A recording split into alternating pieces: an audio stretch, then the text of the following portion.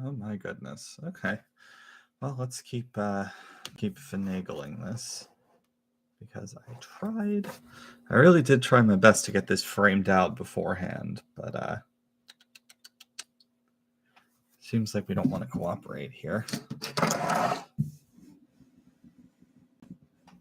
it's like more zoomed in. Let's see. Can we put this closer? Oop.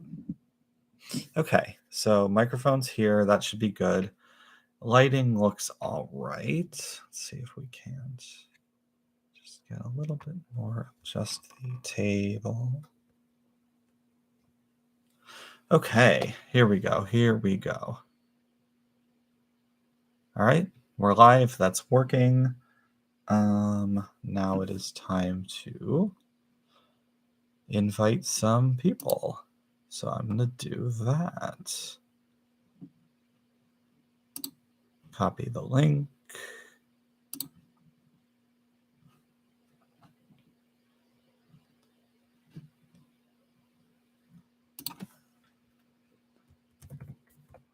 Here. I have this set up is really stupid. Anytime I type on my computer, the whole thing's going to jiggle because I have the webcam mounted on top. Hooray.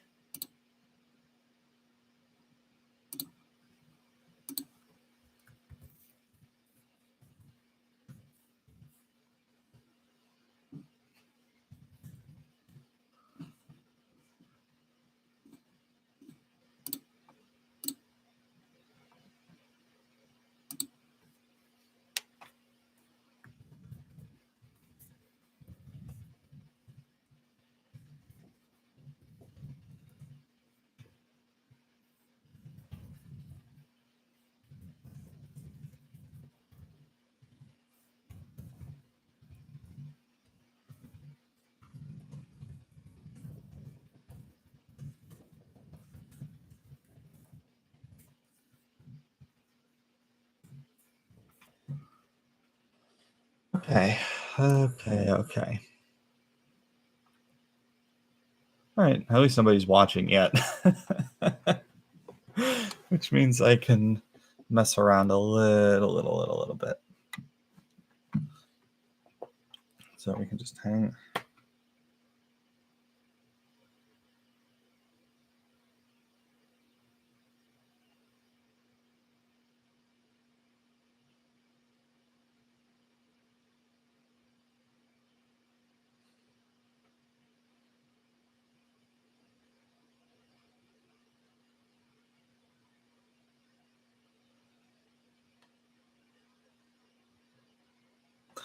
Okay, let's try this. If I actually open this.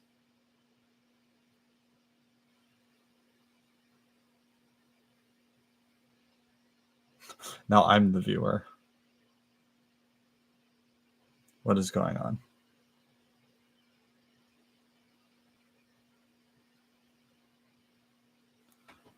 Interesting. So I'm watching on my phone, and there is a heck of a delay.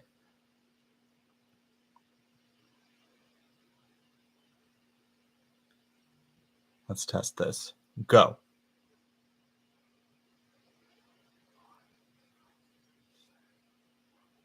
Seven seconds about. Yikes.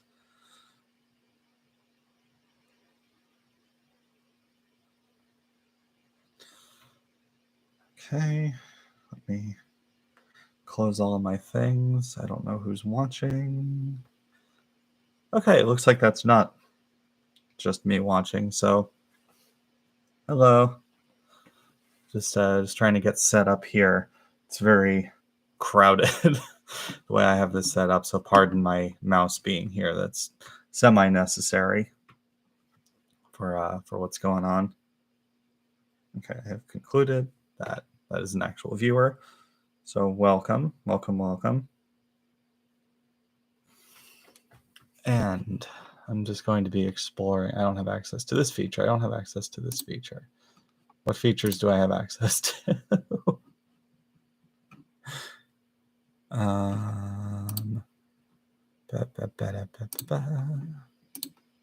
Edit. How do I want to go live? Visibility, webcam.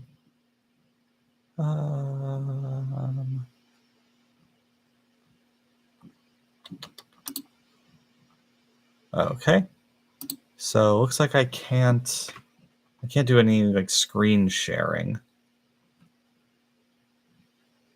which is unfortunate because I had pulled up some news that I wanted to show off and talk about.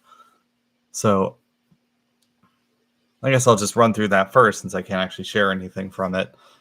So earlier today at some point there was some sort of community Q&A Zoom call thing that the Transformers design team did, which they have done before. I've seen people post Twitter threads from the Q&As, and I started to see some of that pop up. And then apparently on that call is where they did some reveals of new toys, including the brand new Buzzworthy Bumblebee Origins Jazz figure, which is the Cybertronian mode Jazz from the very first episode of the G1 cartoon, to go with the Bumblebee that they did back when Buzzworthy started coming out, which is like a huge deal. It's Jazz, Bumblebee who's out, and then Wheeljack are the big three from that episode that they still have yet to do. They've done the Tetra Jets in Siege, and then technically Siege / Earthrise, Soundwave, and Sound Blaster are capable of doing the lamppost mode from that episode. People have been arguing about that on Twitter already. We'll see if they remold it or anything. I don't know. I've got my Sound Blaster. I'm good in that department. I just want my weird alien car boys, and now there's 2 of the 3 who are officially existing, which is really exciting. So that's that, and it's time to get to the actual stream topic itself, which is building these Nonnef kits. So Nonnef is a fan designer. Oh, hang on one second.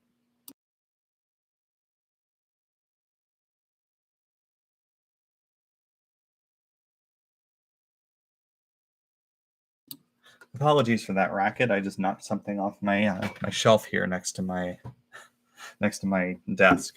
So Nonnef Productions. Let's see, gotta get used to holding things in the right spot on camera. Less glare. Nonnef Productions, follow him on Twitter. Go to nonnef.com. Is a fan designer who makes all sorts of accessories and upgrade kits and things for Transformers toys.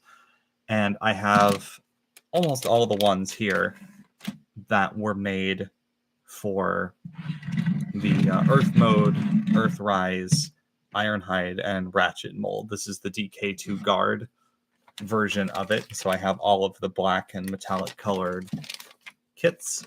And so I'm just going to go through these one at a time. Now, his website doesn't explicitly provide instructions. He gives links to Twitter threads. So I'm going to have to pull that up. I'm just gonna pull that up on my phone and read along. And I want to start with what I hope will be the easiest one, which is the wheel upgrade. So I'll clear the rest of this out for the moment. So the reason that I'm doing this, so this mold was adapted from or designed alongside. There's a lot of speculation about how exactly these things came to be, but this shares a lot with the Siege, Ironhide, Ratchet, Crosshairs, a few other mold, and that was the Cybertronian version, and then they released another version down the line that was the Earth mode version. So they added a roof for the van. They made the front more, Earth van like with a windshield and windshield wipers and bumper and everything. But the 2 big things holding this back are the wheels, which were left the same, and they're very Cybertronian, as opposed to, this is the Studio Series Ironhide, which, as you can see, has much more mundane everyday wheels, as well as this back part. These are just the robot mode feet with a whole lot of alien looking greeble on them, which, again, identical to the original Cybertronian mode release of the toy. but it's missing the earth mode panache of the actual like rear of the van. So that's what these kits are for. So the first one that I'm going to be doing is going to replace these alien looking wheels with more typical vehicle looking wheels. Then I have something to replace the feet with what's a more traditional back of the van. And then I have some accessory upgrades as well, because I thought I'd just throw those in back when I got these.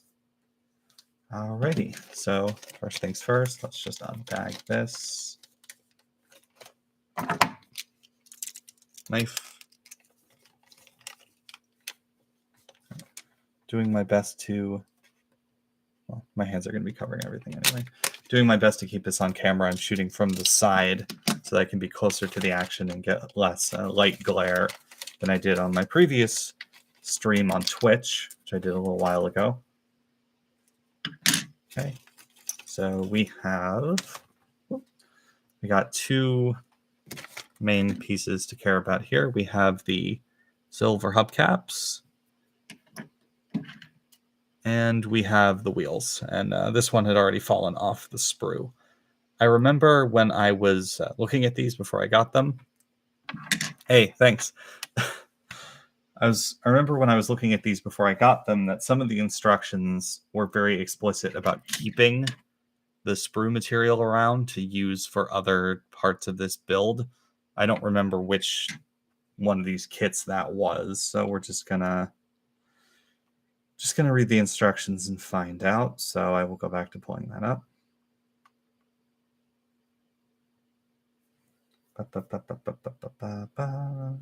Okay. For assembly instructions, see the Twitter feed. Okay. And all right, here we are. So we're on Nonnef Productions Twitter. Replacement. Start your tire installation by flush cutting, trimming all the pieces. Line up the tabs on the peg so it will fit in the hole. Millimeters, rotate the peg. Okay, so just pull up these. Interesting. Yep. See, so I don't know how easy this is going to be to show off. So you see how on the sprue here, there are those 4 posts, and then the wheels are actually attached on separate bits. Those posts are the axles that the wheels are going to plug onto and then plug onto the van. So let's see here. So we have to cut all the pieces off, line up the tabs on the peg so it fits in. Okay, so it's like a square peg in a square hole, and then we'll rotate to lock it in. And then we align the hubcaps and press those in.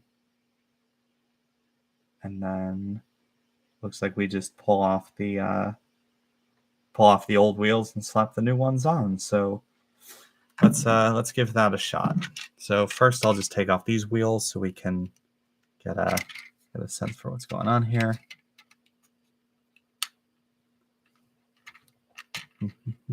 Just very gentle wiggling. Okay. Yeah. So these wheels, just a piece of plastic with a post.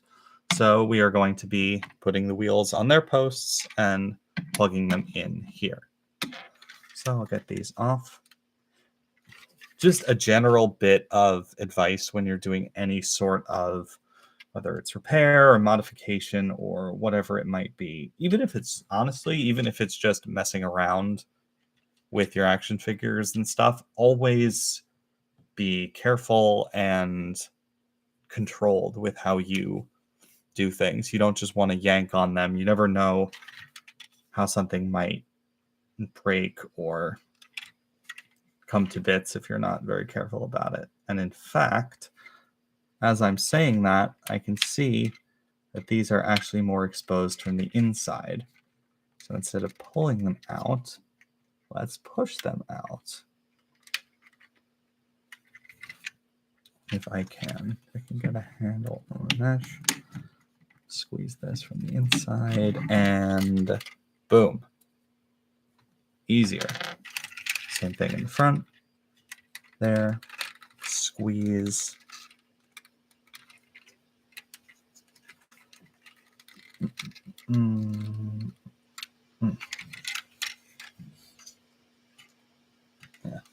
Yeah, this was the right call, having it set up this way, so I can even like lean over what I'm doing and it's somewhat visible. I really wanted to do these kinds of build streams to hopefully have people involved a little bit rather than just me sitting quietly doing this sort of thing. But then also, it is something that requires peace and quiet and focus, so I'm just sort of talking over myself while I do this. And bumped the thing. Come on back around, you. All right, almost done with this.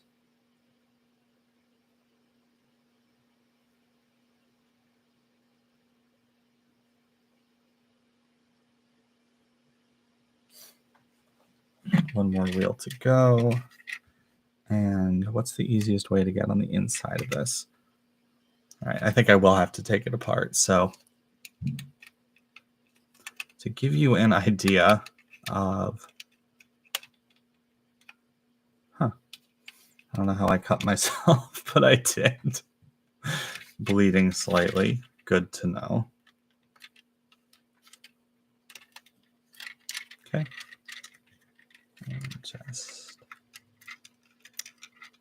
Okay. So this whole piece, this is one of the main differences between the Cybertronian mode and the Earth mode, just a whole van-shaped chunk accessory. And then this shape is much more akin to the Cybertronian one that existed originally. One moment, please.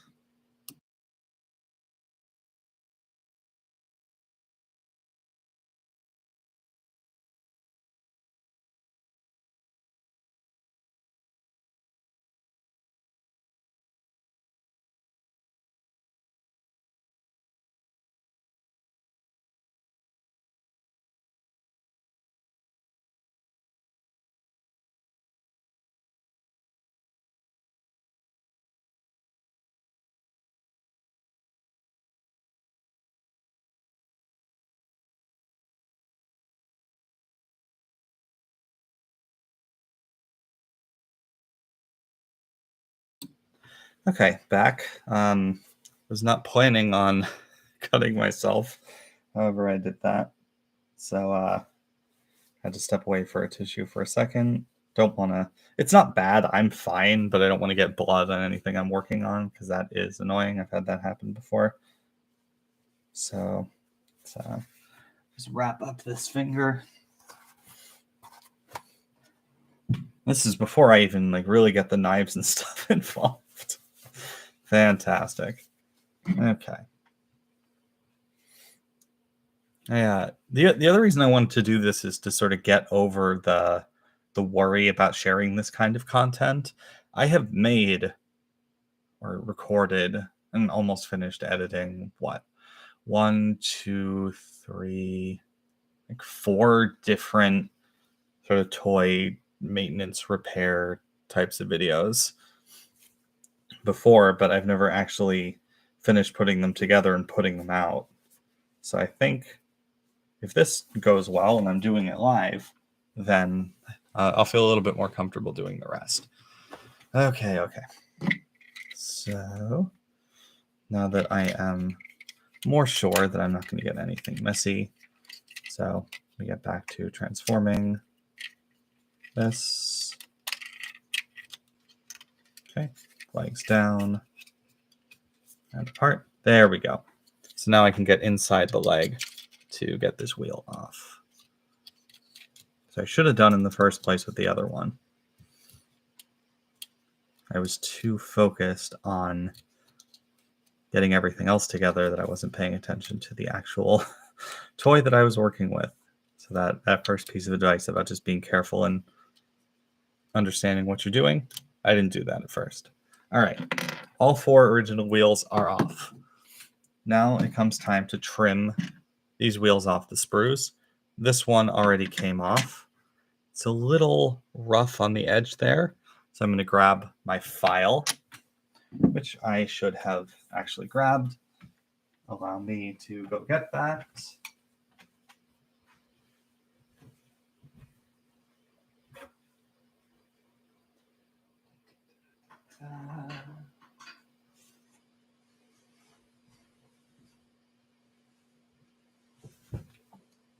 I was so preoccupied with the physical setup of the camera and everything. Here we go. So I got two files, one of them like a triangle sided, one of them more flat. So this is nice and easy. So just gonna carefully just, grind down that little bit of flash. Don't wanna, okay, come at it this way. Not trying to dig into the rest of the tire. Don't want to leave a bunch of scratches or anything, but just want to try to get this a little bit more flattened out.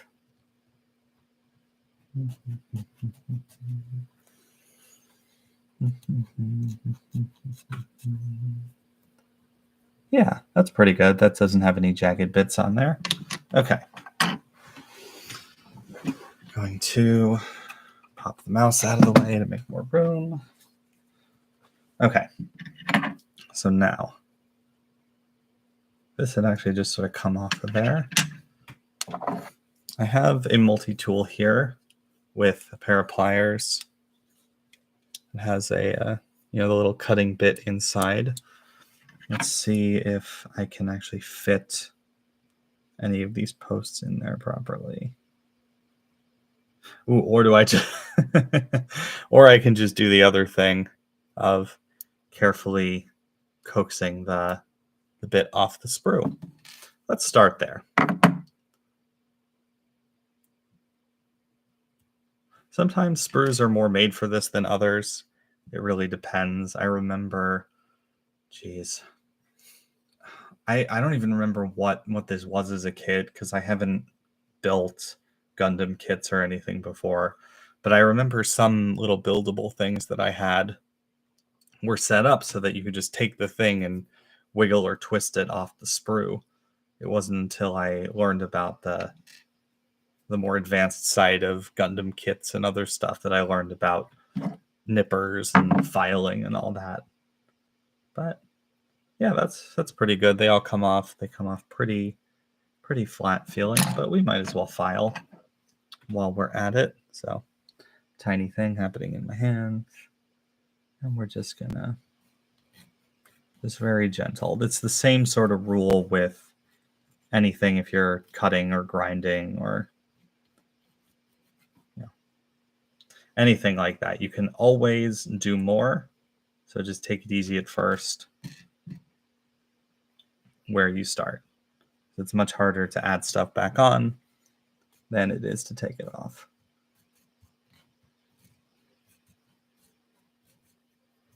Okay, and flatten out this way.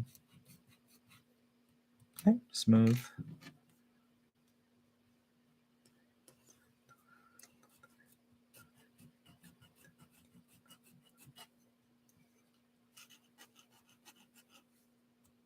Smooth.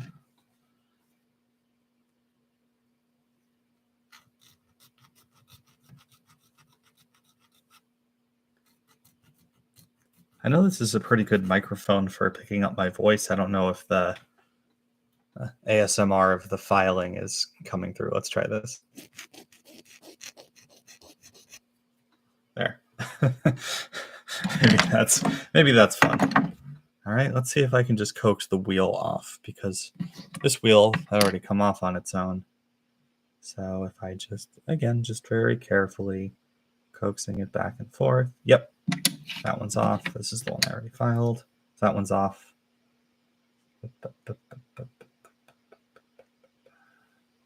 Gently let it break the way it wants to. And again. Just very gentle, just let it go. And perfect. This is the remainder. I'm going to hold on to this just in case. And find the find the rough bit here, and we'll file it down. So, there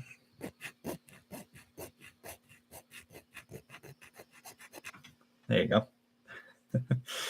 And from the other side. Okay, that's good for now. Don't need this to be perfect. Just want to make sure it's not. Again, just making sure it's more smooth than it is jaggedy. Sticking off of there, that's fine. One more.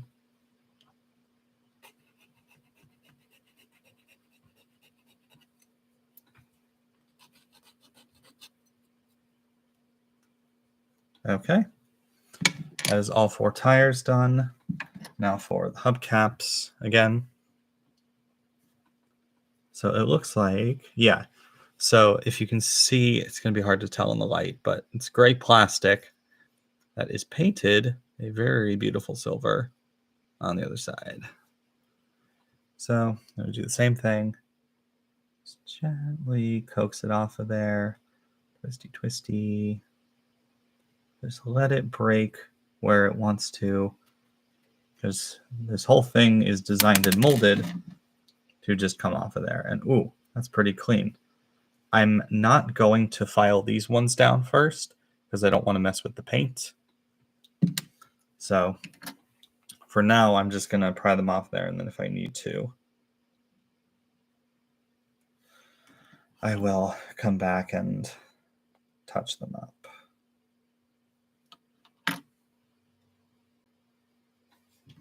So just coaxing, coaxing, coaxing.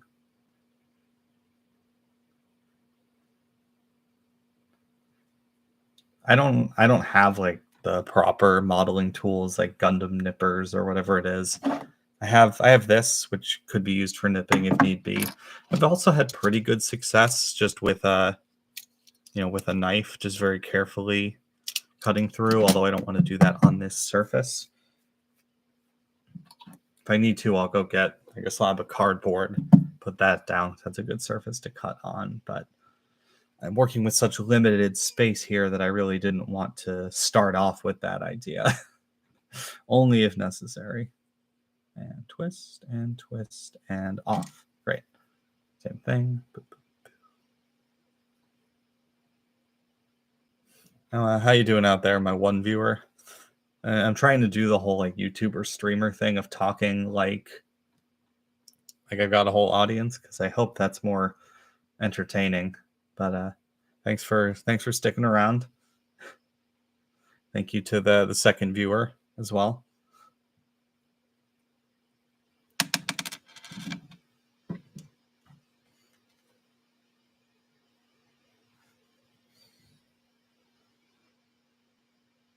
Twisty, twisty.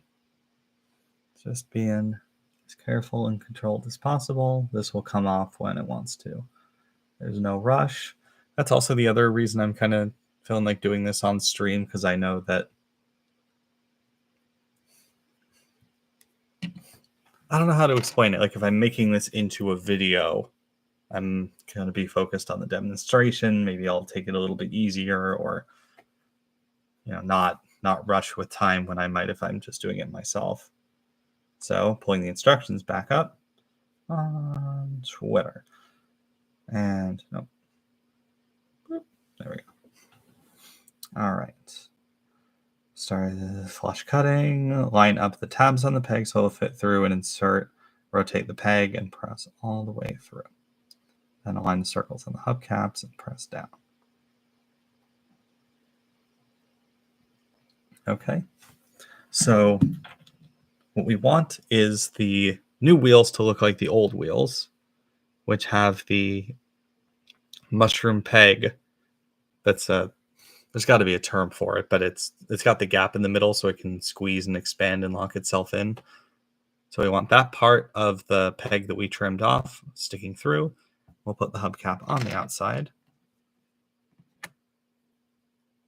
So on the new wheels, you can see there's this very flat side and this indented side. and that has space for the hubcap. So this is going to be the inside. So we're going to push this through. Right? Yes. Okay. Oh man, I don't know if you can see this. There's notches on the. Yeah, there we go. Autofocus. Hell yeah. There are notches on the top and bottom that correspond to the shapes on the peg. Come on, autofocus. Yeah, sort of. So just take that, pass it through. Oh, it'll pass through more easily.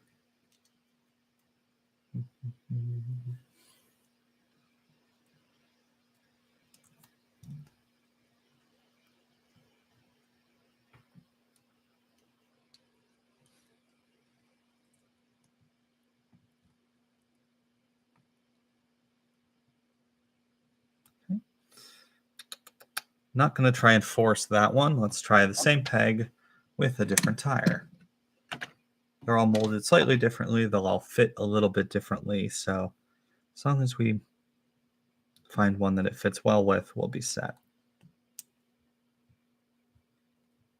Okay, looks like that's starting to come through. It is. So we push that through. It's starting to come through. Yeah, there we go.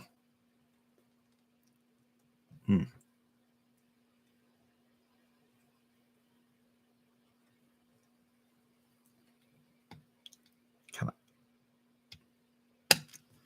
Yeah, there we go. Okay, so that's through. And then it said rotate 90 degrees. This is where pliers come in handy. So let's try that. Let's grip that, rotate, grip and rotate. Yeah, there we go. Okay, 90 degrees. Does that slot in a little bit better? Maybe, but it won't come out now for sure. So that's in. That's through. Now we take the inside of the hubcap, which has a square, and we're just going to pop it over the square part of the little peg there, or rectangular, but line up the long side with the long side. And yeah, cool. Now all of these are identical, so it doesn't matter where they go. So we'll pop one on the front here. Woohoo! Did it. First one in. Shiny. All right, let's rinse and repeat with these other ones. Let's go.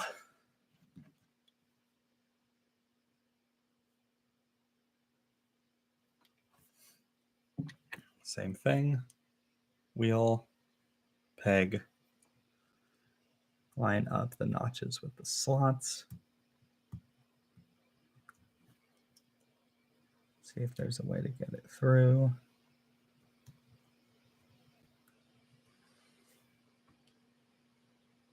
Apologies if this comes off camera when I pull it close to my face rather than me leaning down and sticking my head into frame.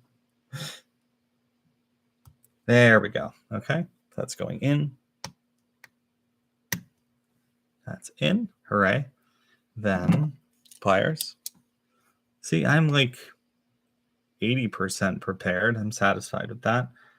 Then we want to rotate 90 degrees. Be like that. Then take our hubcap, line up the long side with the long side, and push until secure. Boop, boop, boop.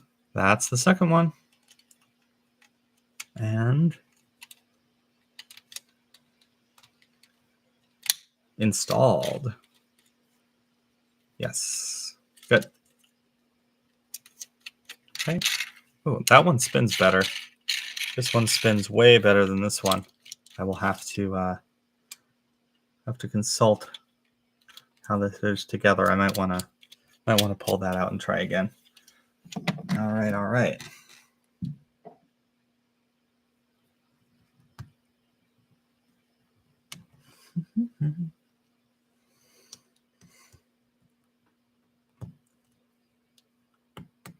Okay. Yeah, that one went in nice. Again, grab, rotate 90.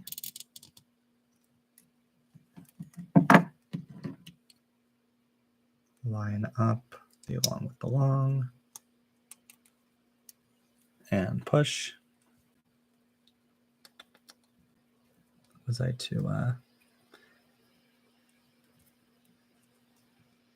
too eager about that or what? Let's see. Before we plug it in, can I push this back out? Let's use the table. Oh well, it's in there. We'll see what happens. If we need to try, we will. But pop that on. Hey, that one spins very nicely. Yeah, that hubcap definitely isn't in like as much as it could be. Might have to come back and check on that one later. And for the last one, I'm doing like the exact thing I said I wasn't going to do, which is that I found myself getting in a groove and decided to just go for it. I was being a little bit less careful. That other one, thought I was a know-it-all. Okay, so peg is in. Got to scoot forward. There we go. Then pliers, grab the thing, rotate it 90 degrees. Okay, then we have the long side of that lines up with the long side of the hubcap. And we push in the hubcap till it is in and more or less flush. There we go. Okay. And last one. On. Great. That one spins well. So this is the one. This first one that we put on is the one that is not spinning super well. So before we move on and forget about it, let's see if we can pry it out of there and get a look. Okay.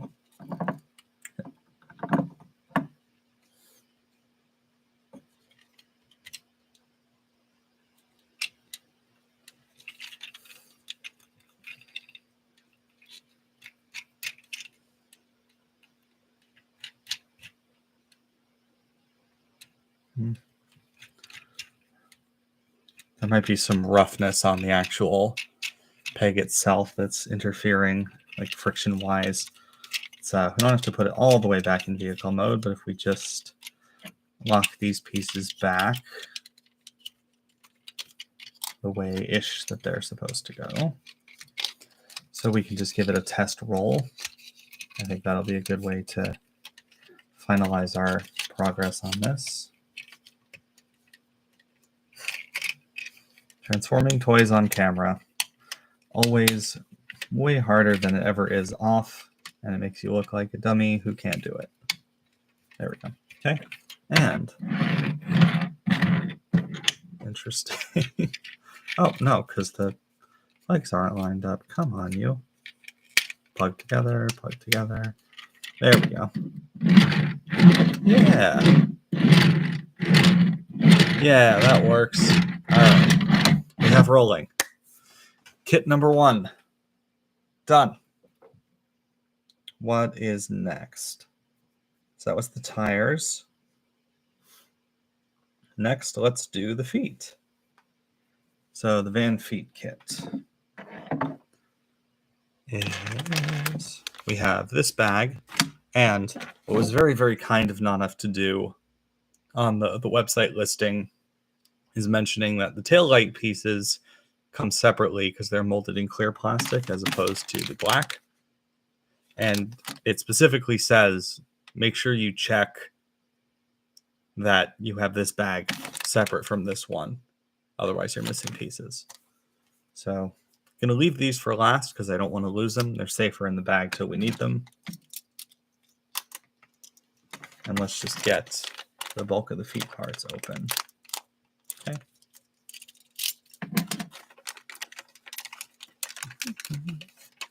Okay.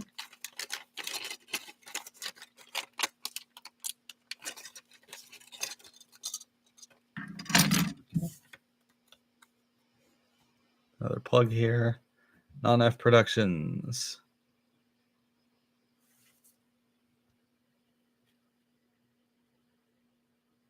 Contact. Visit the socials. Shop. Not sponsored, just a fan.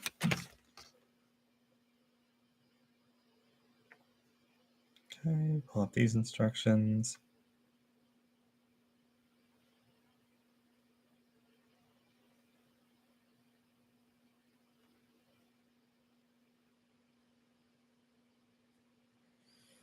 Twitter feed. Trim the pieces from the sprues and attach the toes as shown. Optional, use glue to hold the toe tightly together until dried. Add the ankle peg and bumper. Remove the stock feet. Snap the replacements on. Okay. That's interesting.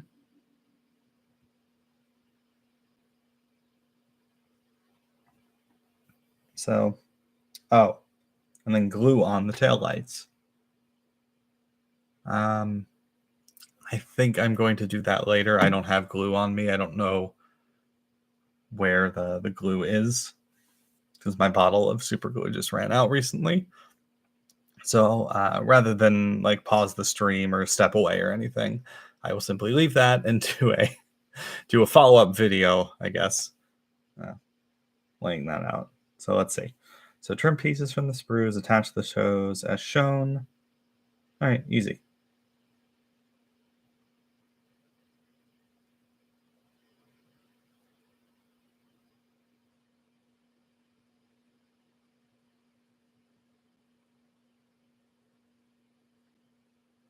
Okay. So same thing as before, just gonna wiggle these till they come off. Sprues are meant to come apart, so you just let them. Okay. That's a little spiky, so we'll just file it down. You see that? Just the little itty bitty, like nubbin, the little white looking part right there. Just gonna smooth that out. That's all we're gonna do. And if you want to hear it, because for some reason I think this ASMR thing is important. There you go. So get in here. Just want to flatten this out because I don't know how these feet are going to transform, because they actually do transform more than the original ones do. So I don't know if that nub being there will cause them to not fit properly whilst transforming. So I'm just going to try my best to get that pretty flat. All right, that's fine for now. Second one.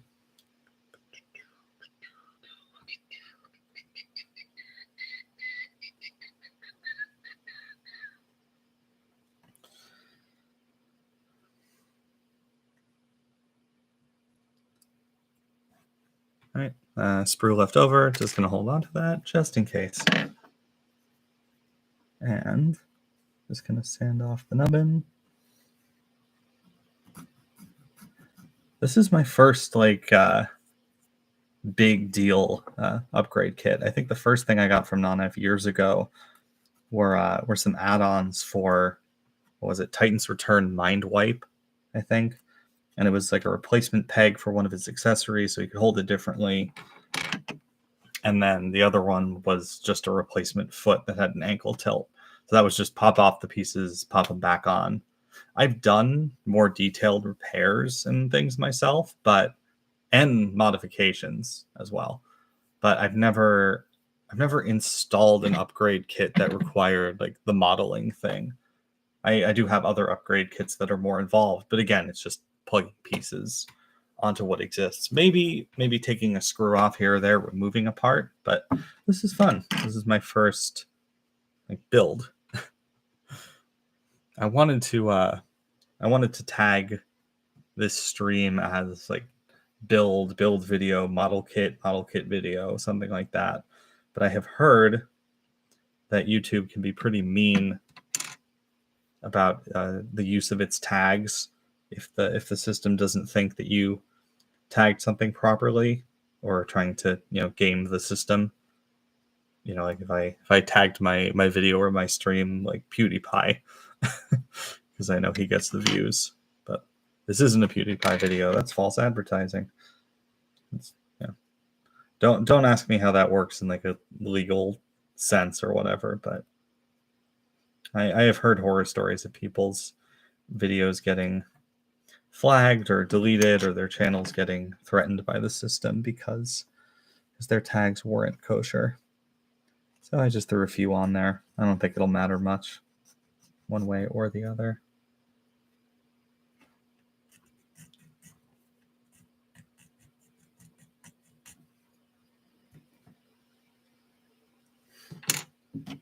I like the flow of building as opposed to repairing, because a lot of that is troubleshooting as well. Those kind of modifications or fixes, like, all right, how do I get this back together when it came apart? Or in the case of so a good example would be the Kingdom Tracks figure. There's a well-known modification where if you just snip off a few of the tabs that are on it, it keeps it from it reduces the risk that those tabs are going to break, because that's been a concern. And it's easy to do, but it's that scary thing of like, I'm just cutting a piece off. I hope this is okay. And luckily people know what they're doing. All right, this sprue is free. Popping it off to the side.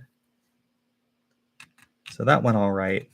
Definitely my most ambitious mod was on my Star Convoy figure, which I have attempted to finish the video for multiple times. I just have to do like the follow-up shot at the very end, just showing like, hey, I did it. Here's the final step. Here's what it looks like in the end.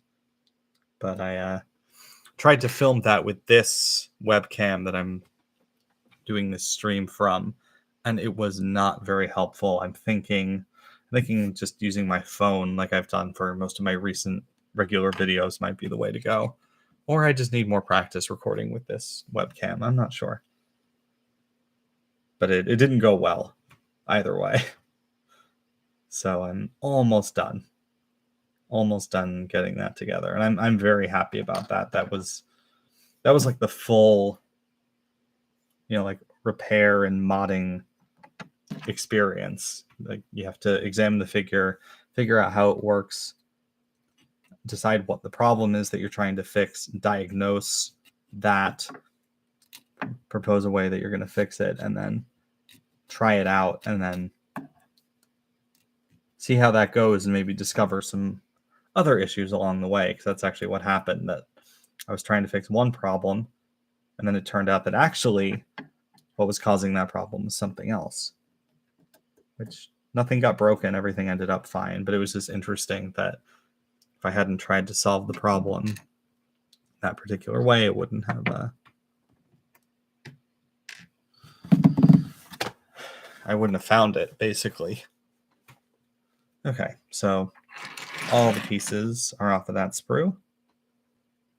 And I think that's it for this. So let's go back to the instructions. All right. Okay. Okay. And attach the toes as shown using 5mm peg. So it's got pictures up. So let's see. So we have these pieces, which have the mushroom peg on the front and the hole in the back. So I got two of these. We're going to lay them down. We're going to lay them down with this side up. I'm just going to mirror the picture here. So it's got this one. It's got this one like this, and it's got the other one like this. Okay. It's an autofocus. I can't zoom in or out, so I'm trying to keep this where I can best see it, and I know that's not necessarily the best position for you all out there, but whoa, bumped my light. Okay, but we have these. You can see where I'm working with them at least. So have that out, and then we're attaching the toes, which are these bits here. These are the toes that have a peg on the back. This is a black plastic figure with black plastic parts. Very easy to show off on camera.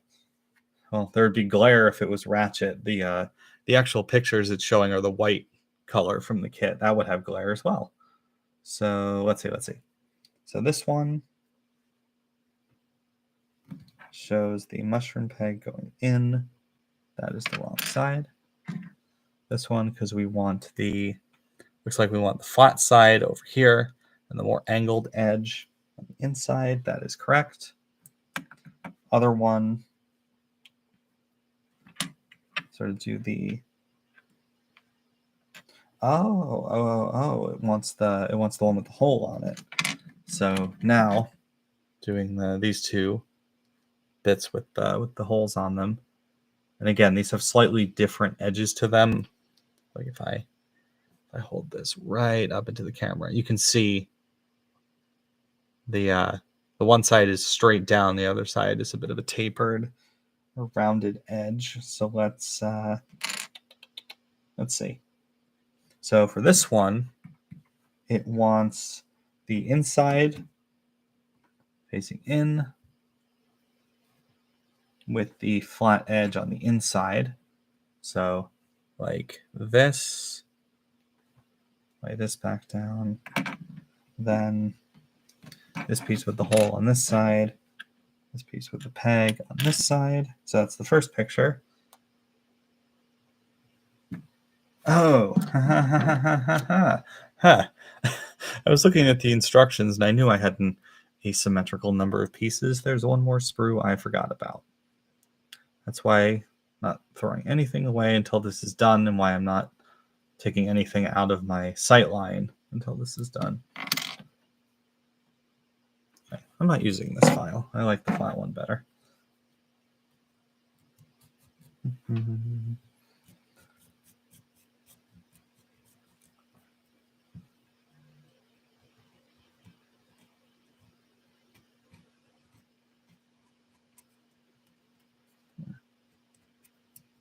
Paying very close attention to where things did or didn't connect to the sprue. One of these pieces has a very small tab sticking off of it. You can see it right on this piece. So if I hold this up, so the white stressed bit is where it connected to the sprue, and that other piece right above it is an actual tab. So I didn't even bother to try to file that one down because I don't want to damage the tab. So now I got a pair of these, which is good. That's what we want. And then there's these little bits. So just gonna pry these off.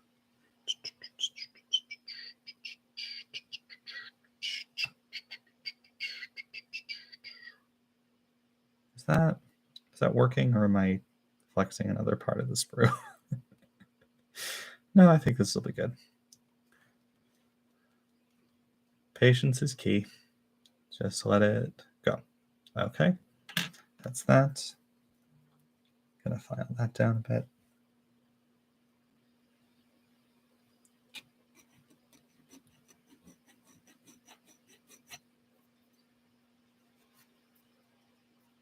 Okay, I'll leave that for now.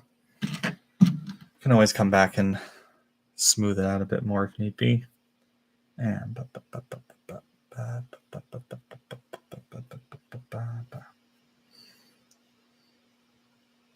we go. Let's getting weaker, so we can twist and off. And again, just gonna do a little bit of filing. That's fine. Leave it for now. Okay, back to the instructions.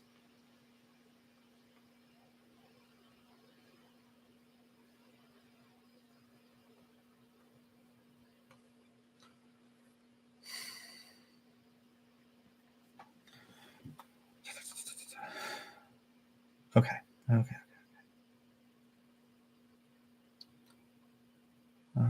Add ankle peg and bumper as shown. Let's see. So it looks like what I am supposed to do is sandwich this piece on. No.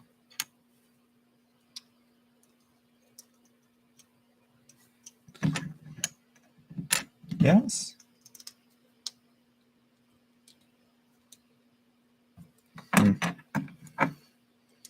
Okay. So took those two pieces, pegged them together. It's just picture instructions, so I'm trying my best to not lose the plot here. Let's see. So this one looks correct, and then we take the little square bits, and we're going to pop those on here.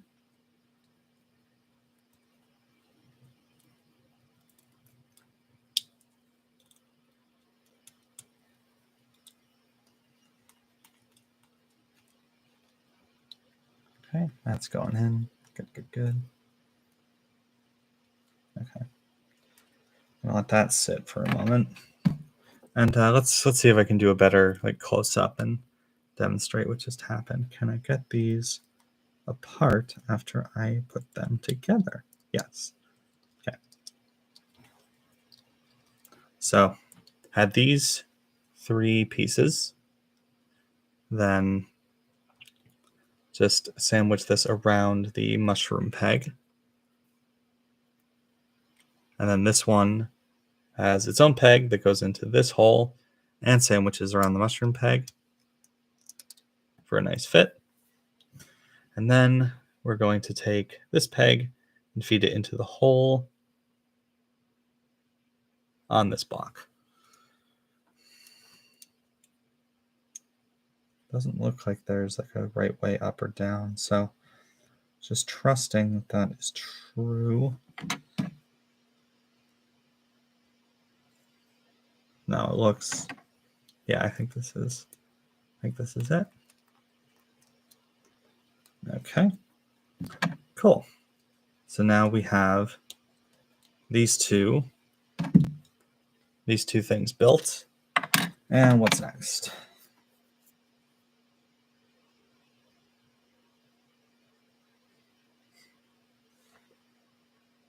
Okay, add ankle peg and bumper as shown. Okay, so now we take what? So we're going to take these bits and rotate them around so they look like the... Okay, so now they look like the rear panel of the van. So you can see that's where this tab that I pointed out before comes into play, because it pegs into, oh my god, this tab on here. Come on, focus. Yes, this tab goes into the slot on the other side. So these wouldn't hold together properly if I had messed up that tab. Okay, so then each side gets a bumper piece, which are just these little fellers.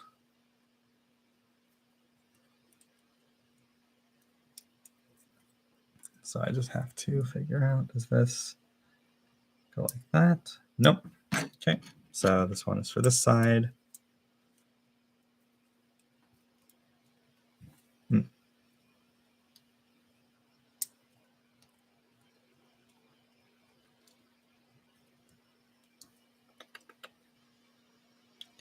Going a little rough. This peg going in this hole. Just gonna massage it. What seems to be the problem? Is it just the way this is not fitting in here? Or is there more specific thing that I am missing? Back to the instructions. So the peg on the bumper piece has to go on the inside. So does it go like this and hang down, or does it go like this and clash? No. And it can't extend into the middle because it has to frame it. So this piece has to go on this one. Okay. So those two are at least paired up. Let's try this piece and this piece.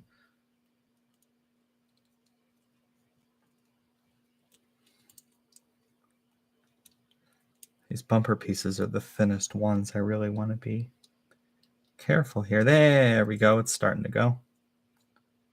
Okay.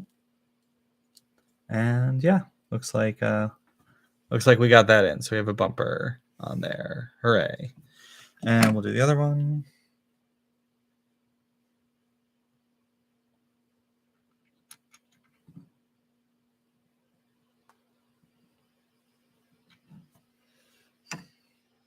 Okay.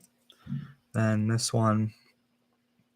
So I'm going to attempt to demonstrate this into the camera. So this peg into this hole from the other side.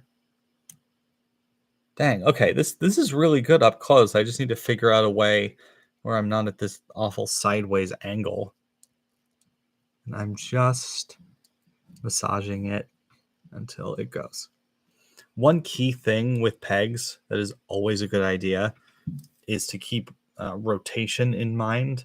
So rather than pushing it straight in, I was wiggling it back and forth. It lets the round shapes sort of find each other. And it also puts less stress on the peg itself because you're incorporating the whole thing into that twisting motion. It's the best way to not break a peg off of something. So I'll give you another example. So this is the original accessory that came with the toy, and it has this gun. And the gun can plug into any of the 5mm ports on the thing. So gun's on there, great. Now I want to take it off. Rather than just take it and pull it off, I haven't had a problem, but you see all the time figures where people go to pull it out and they put more torque on it, so they're like wrenching it off instead of pulling it vertically.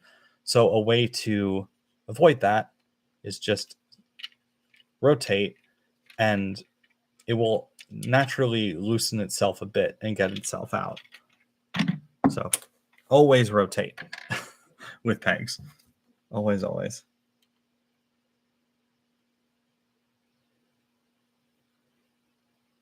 Now we go back here. So the next step that it says to do is to glue the tail lights in place. If you can see, I keep holding it up to the screen, which is what I'm looking at, but you're looking way up here.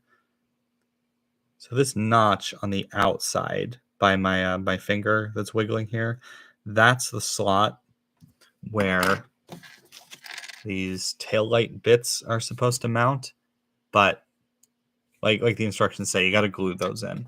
So not going to try that here. I don't have the safe surface to do it on, and I don't know where the glue is. That's that.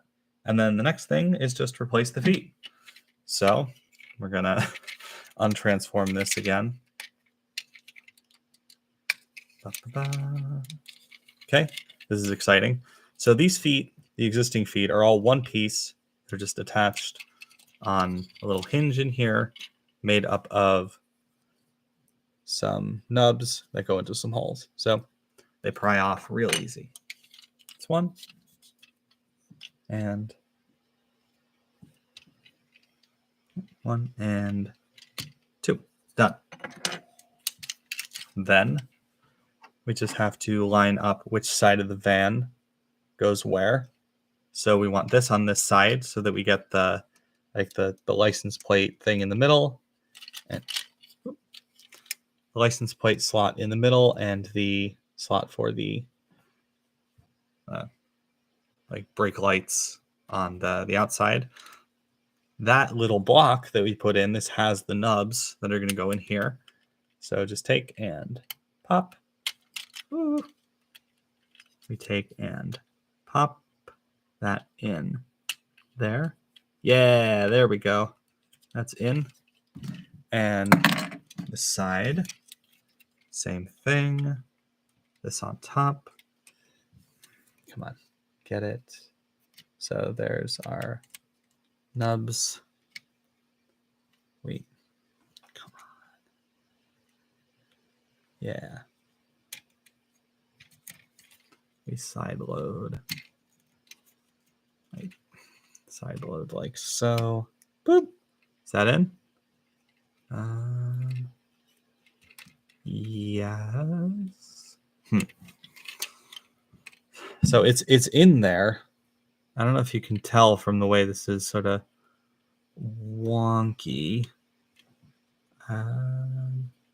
It certainly doesn't want to stay in. I don't know if it's because of how the clamp is molded or something I did with the nubba lubba ding dongs here. But let's see. I'm going to pull this close to take a look at it myself, and then we will work together again in a second. Yeah. So I don't know if it's an issue with the size of the holes. It could be the size of the holes in here. Maybe they're too small for the nubs on this block. Alternatively, the nubs could be too big and they just don't seat in there properly, because the one, so if I can hold this up properly. So the one on this side, this one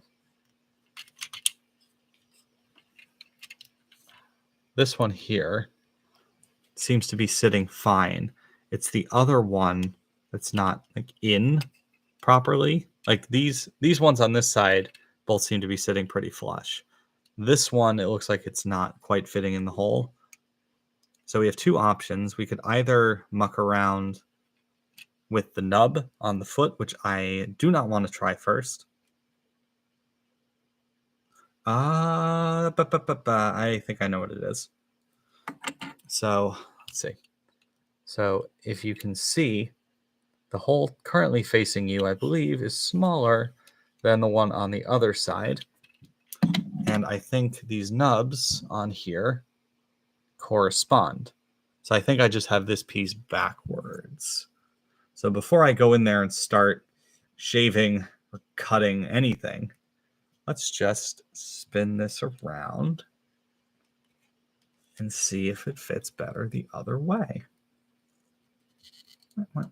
There we go. Okay, totally fine. All right, attempt the second. And clip a maybe. No, it's still dancing its way out of there.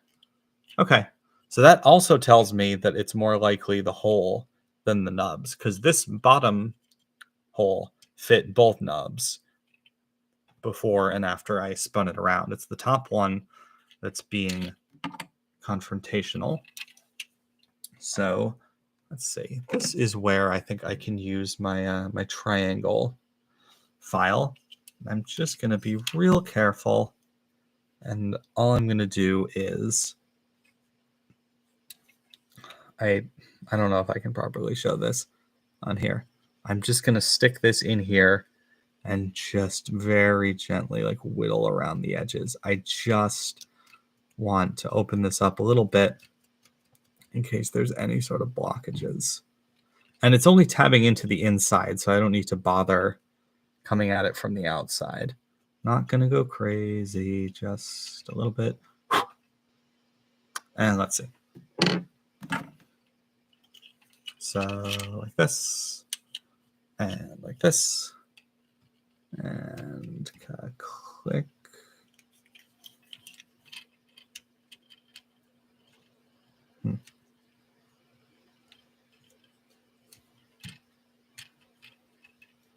No, it's still popping out of there. So I will have to examine that on my own, figure out what the deal is, because this one's sitting pretty.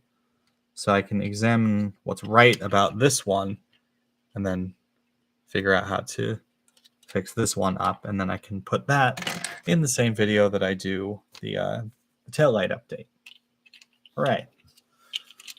So with that done, the vehicle upgrades as a whole are complete. So you can see now that if we transform it back the same way we would, boop, and boop, put the legs together like that. Then slow that down. There you go. Arms down, legs like this. There we go. So this is all together, rolling about as well as it did first time around. This wheel is still being stubborn. Let's see what we can do about that. But we have a much more van-looking back of the van than we did when it looked like this. And then if we slap the roof on top, you can see this would this fills it out the same way it would, and it's much more of a completely normal like earth van shape. So vehicle upgraded. The last bit that we have here is extra accessory loadout for his accessory.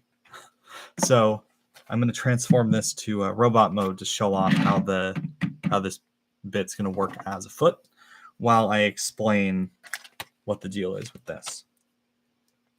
So the original Generation 1 Ironhide toy had the roof piece that came off of it, and there was a whole lot more than just the roof. It was the roof and side panels and a bunch of stuff, and it turned into a battle platform. Most people in the fandom just call it the sled, the weapon sled. And on this release of the figure, they turned this into one, storage for his handheld gun, and then also they just gave it its own features. So it's got this thing, it's like guns or rocket boosters, and then you flip in these panels, and then the robot can hold it as like a big riot shield. It's got a spiky thing on the front, so turned it into just its own accessory. These bits are extra add-ons for this that will allow it to transform into the little weapons platform sled thingy-majigger, which is very exciting.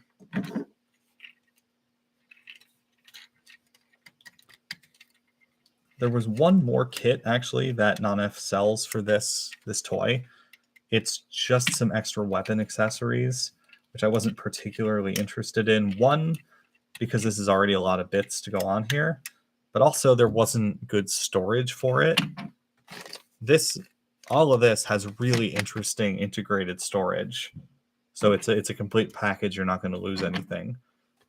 I don't really care if he's got an extra gun or two. This one's fine. The stuff in here is fine. So open this up. And I know I keep saying Ironhide because originally the character was Ironhide in Transformers, the red van version. But this black color scheme was the original back before Generation 1, when Takara still had its Diaclone toys. Diaclone, along with a number of other transforming robot toys from Takara and other companies, were brought over to be the Transformers. Just go watch Chris McFeely. He explains all of this way better. But the point is that the very original toy was a black van. And then there was a red one that came out later. And the red one is the one that Transformers took and turned into the character Ironhide. And then the ambulance version of that is what they turned into Ratchet. So when Transformers put out this special edition of the Ironhide toy as the black version, so this is the Diaclone version. So his name is DK2 Guard. DK for Diaclone. Guard because, I don't know. It's one of those weird things where people in the fandom sort of debate like why the name is what it is. I don't know. That's his name. I'm fine with it. No need to question more than that. So all of this is transforming normally.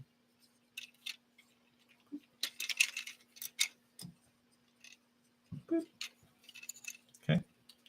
Then lock that in. Bring this forward. There we go. So now bumper comes up. Head comes up and locks the bumper. The chest piece will slide into place and tab there. Okay. So normally speaking, because again, the original feet didn't do anything, they just sat there, this would be done. The last step is just to rotate the toes around so that the feet are flat in the robot mode.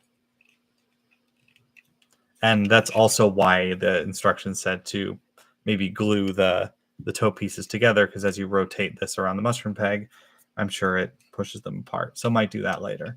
But there we go.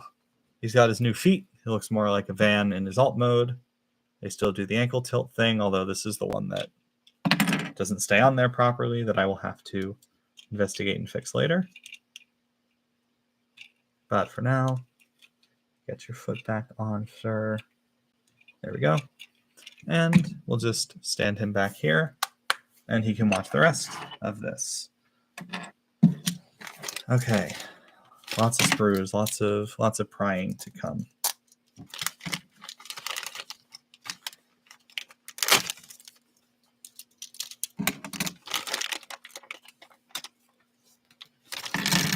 Okay. Got this. Can negotiate that stuff over here. Okay, I think I bumped it. We're good. We're good. And get these bits. Open. Okay. All right. Okay. So we have our silver sprue here with tank treads and a blaster. And then the black sprue has all of our connective tissue, as it were. So these bits are already separated, so they can just go off over here. And I'm going to pull up the instructions again. The instructions are good.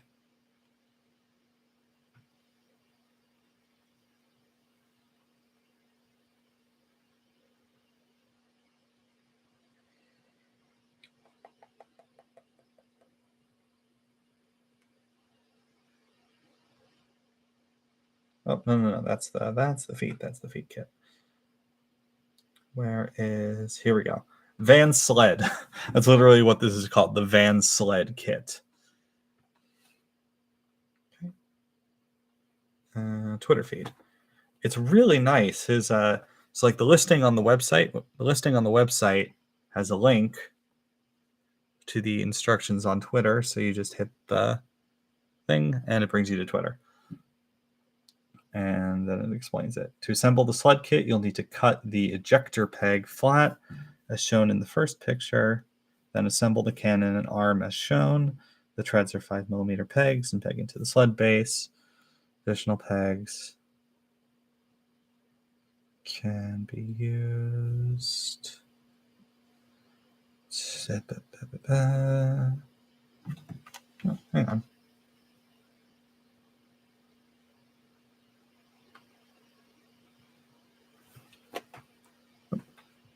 Hi. Now we're up to 3 people. This is exciting.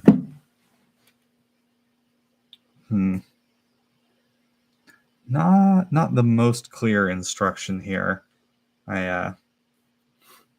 So it's showing a piece and it's showing a razor blade and instructing to cut it down. So I have a cutting implement, but we'll have to see exactly how that goes together. But to start, same thing as always, just take the stuff off the sprue and then figure out how to put it together.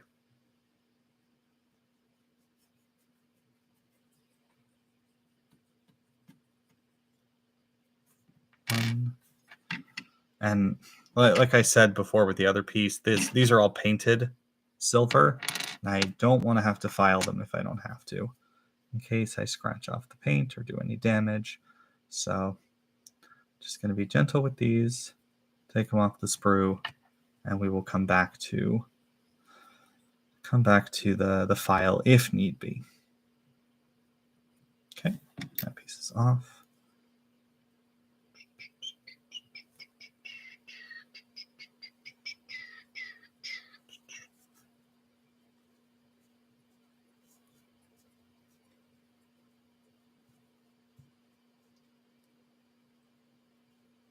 Nice and gentle, just let it come. Aha, there we go. Almost done.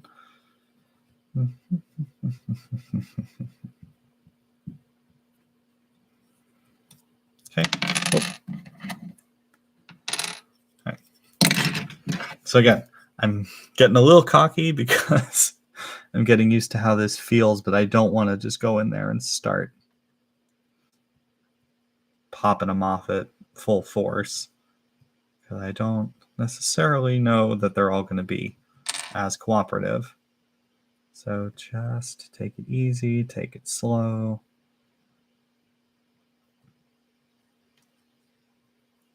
Okay, that piece is off. This one I'm slightly worried about because it's smaller.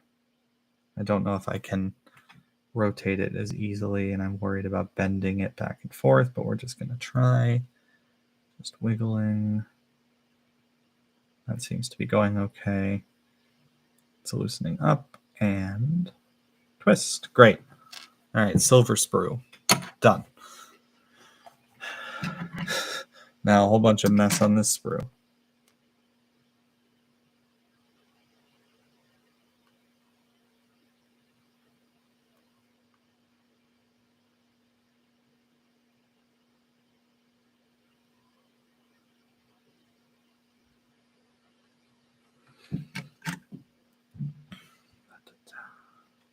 So I'll just do my same thing. It seems to be working.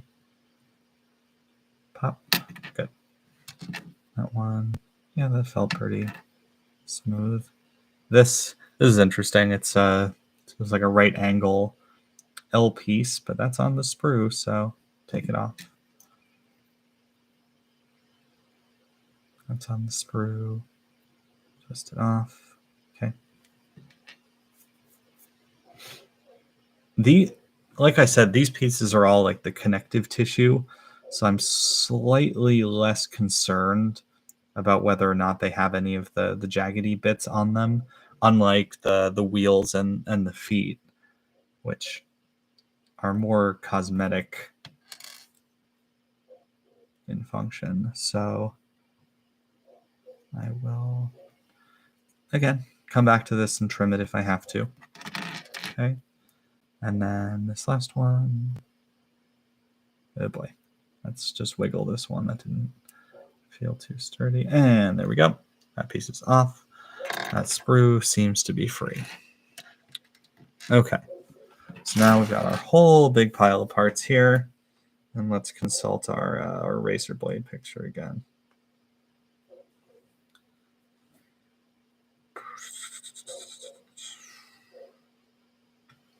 So it's showing this piece, and it's showing it, right? Showing this piece sticking out from No? Is it the short one? It's the short one. It's this one. Showing this piece like sticking out from underneath the razor blade. And what is the written instruction? Cut the ejector peg flat. I don't know what that means. I don't see any piece on here that's not flat, and I don't want to cut anything if I don't have to. So yeah, it's very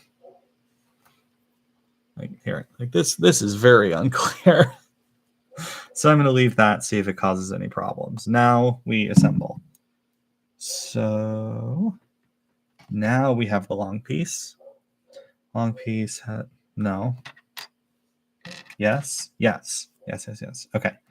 So long piece like this with its peg facing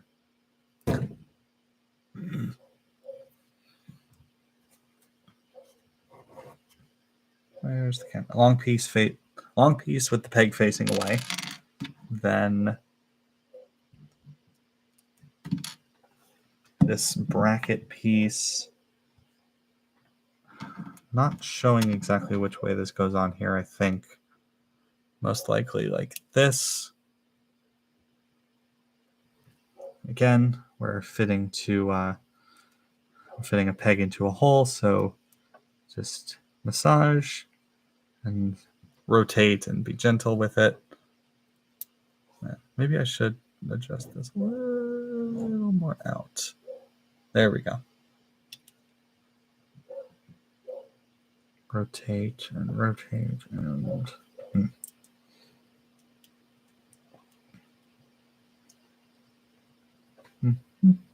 there we go. Okay, so it's going on there, and just rotate that till it goes in place and connected. Hooray!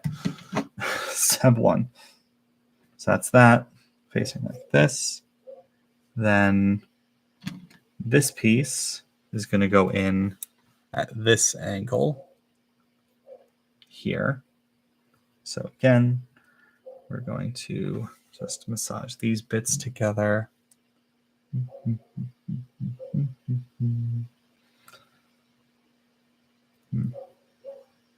Maybe that's what it meant by trim the ejector peg flat. Maybe if there was extra mold flash on there, it's not causing a problem. It's going. So just put it together. Okay. Now our little arm is longer. Hey, John Doe, I do have a whole set of small screwdrivers. Although now I feel dumb because I didn't bring it over. Unless, do I have it here on my desk? Aha! I did. I put it away. I have a set of small screwdrivers, but I didn't see the need to use them for this. None of this requires the usage of screws. I guess I could use them to pry on things, but no need for that just yet. So I have this. Back to the instructions. So now we are assembling this silver casing. So with this oriented like so, we have this bit with the peg. The peg's in here.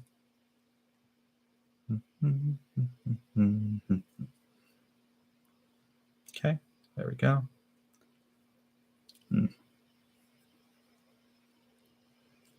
And just twist that into place like so. And this is now on here. Hooray. What's next? Okay, and then it's laying out that sort of laying out that you're supposed to have this ready on the other side, this piece ready in front of that, and then the nozzle bit ready at the very end. So that's it for that picture.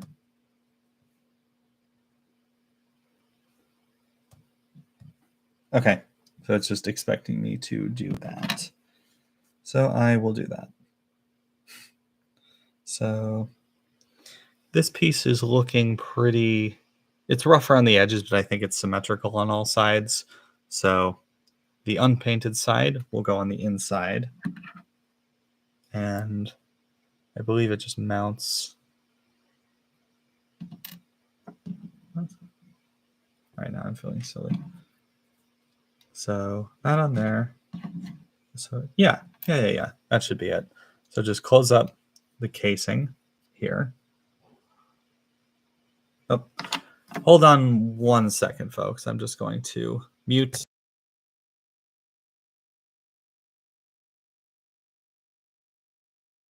I don't know if there's a be right back. I'm just going to cover up my webcam for a minute. I will be right back. Apologies.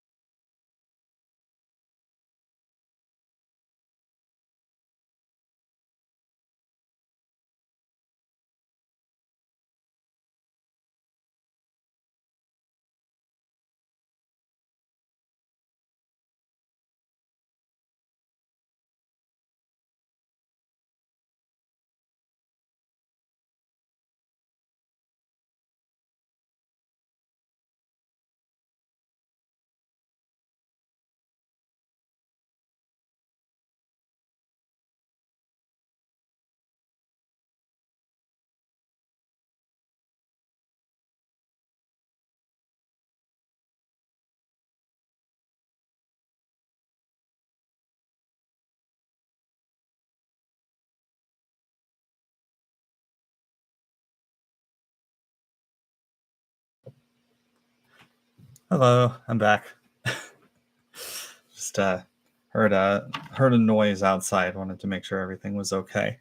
So we have this. This is assembled. Then gotta line this up. These aren't quite aligned with each other, but that's what this piece is for. So this should just slide over the front,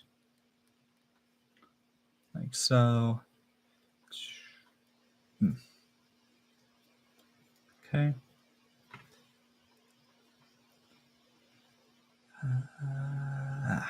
Just gentle pressure.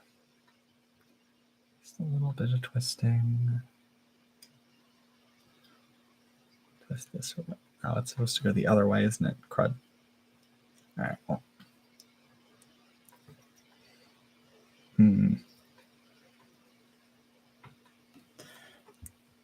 Okay, so this is actually supposed to go the other way up. So congratulations, John Doe. I will be getting out my flathead here to try and gently pry these apart because I put this piece on upside down. If you can see, there's that scraggly looking bit on top from where it connected to the sprue. I think that needs to actually be on the bottom. So just kind of carefully try and separate. Oh, actually, forget the screwdriver. Looks like this is a fingernail job.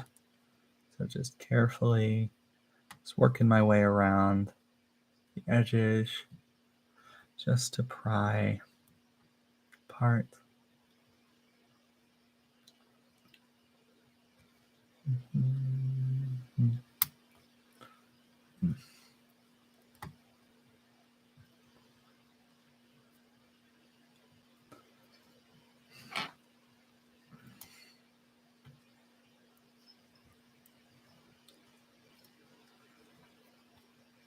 Okay, I will try the screwdriver again.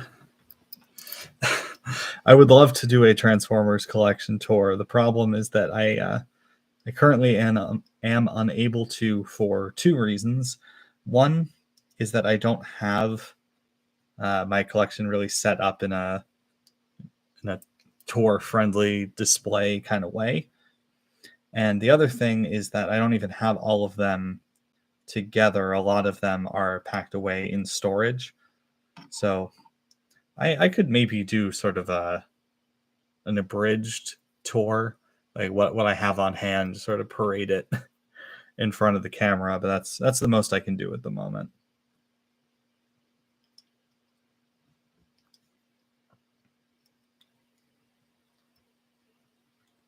Just very gently. Don't want to scratch the paint. Don't want to break the plastic.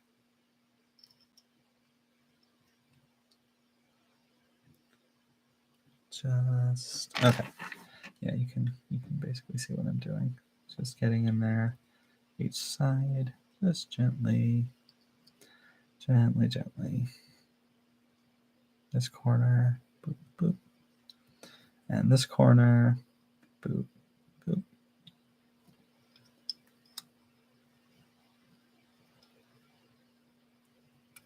Let's see if that's.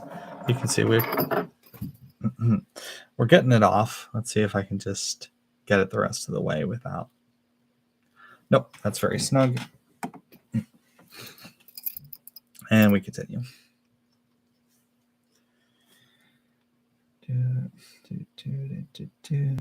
Wiggle back and forth for a little more torque. Same thing over here.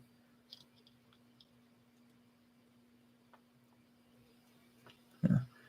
This is not like the tips I was given before, like tried and true stuff I know about or advice that I have. I am just doing what feels right. I am going off of past experience, but it's different because I got myself in a little jam here and I'm just trying to gently coax everything back apart.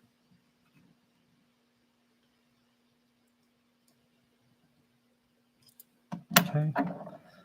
Still coming. Ooh, and it's off. Hooray. Okay. So this time, so it wasn't just that like scratty nub that I was talking about that clued me in. It's the way that this is molded. So if you can see there's that band on there, that's a certain width. On the other side, there's another band that's wider. The thin band corresponds with the top of this bit, and the thicker band corresponds with the bottom. So just gotta line those up. Get that on there. So now this is correct. And hopefully this goes on about the same as it did. Squeeze. And boom, there we go. So now you can see those pieces match up a bit better.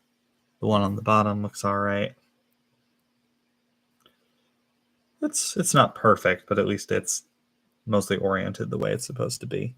That's that. And then this is a missile launcher for this missile. So I think you just wedge it in. And there we go. Okay, this piece is done. Now to construct the base. No, come back. Twitter got rid of the thread. Back to the website, click the link, back to the Twitter thread. When I build these, what helps is to get a small screwdriver that you use. Oh, the eyeglasses one. I have shoot. I have an eyeglass repair kit somewhere. I didn't actually buy it for the screw. Well, I got it for the screwdriver, but specifically I got it for the screw because I needed a really, really small one to replace a screw that I lost on a figure that I was repairing. So, geez, I do not know. I have no idea where that is. It's somewhere. Okay. So it just says the treads are blah, blah, blah, blah, blah. Okay. So the tread pieces are different. There's two different kinds. So we have the angled treads and the rectangular treads. Let's see. Diagram shows what? Okay, so the diagram shows that the angled treads are in the rear and the flat treads are in the front. That's what that looks like to me. And then you peg it together around this base. So the base goes like this. So this is the back, this is the front. We're going to take the two angled tread pieces. We want the wheels, the inner sculpted wheels, to be on the ground. So this goes in the back and pegs on like this.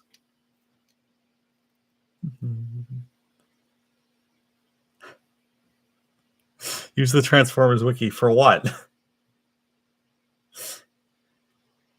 How is the TF wiki going to help me with this?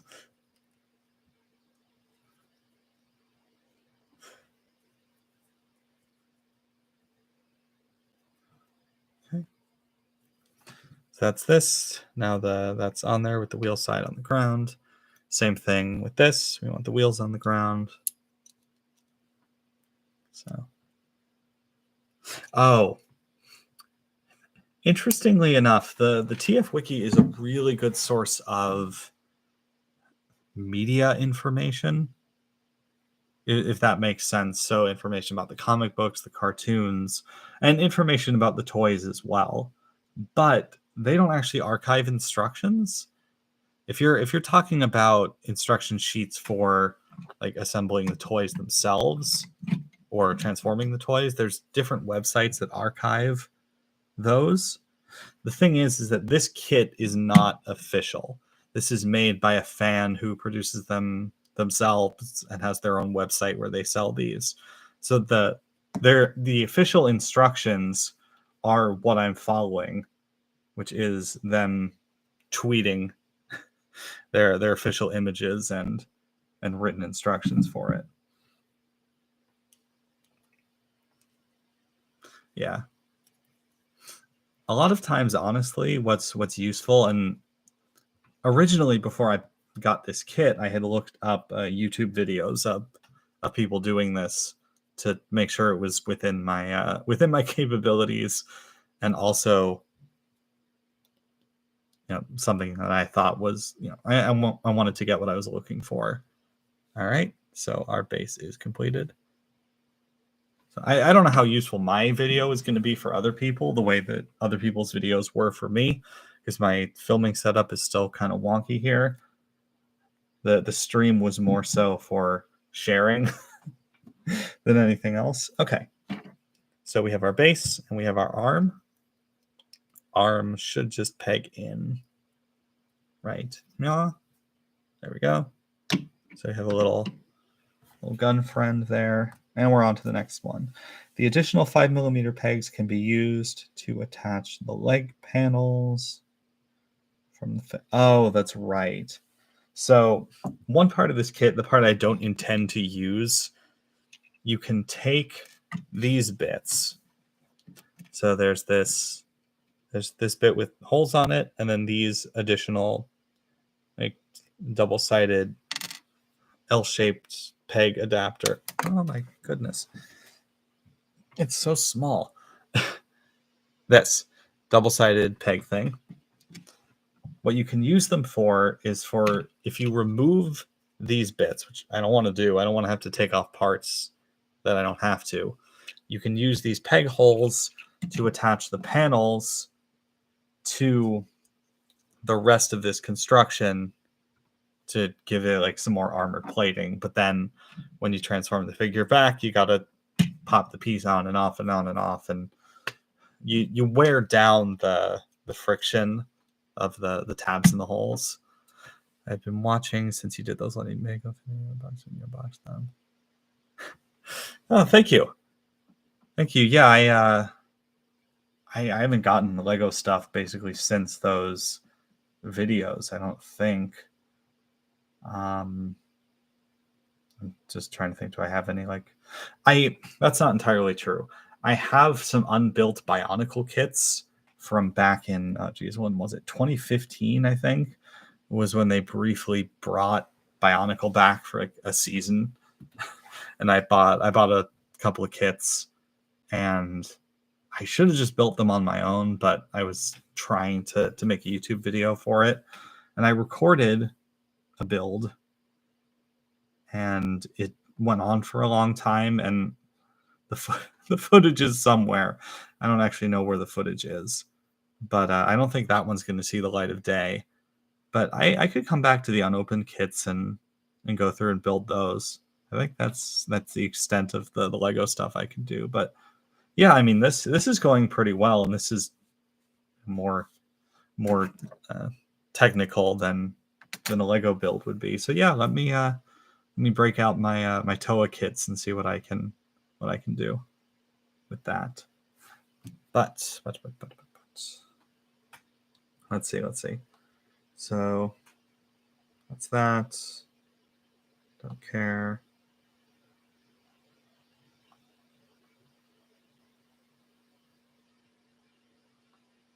So you need to show me how. Okay. So what I think is actually supposed to happen, so you can have this separately like I do. I believe the proper methodology here is to have these separate. Take this peg here, plug it into the bottom of the shield. So we have a sled, and then this pegs in like in here. And so now you can have our guy with his weapon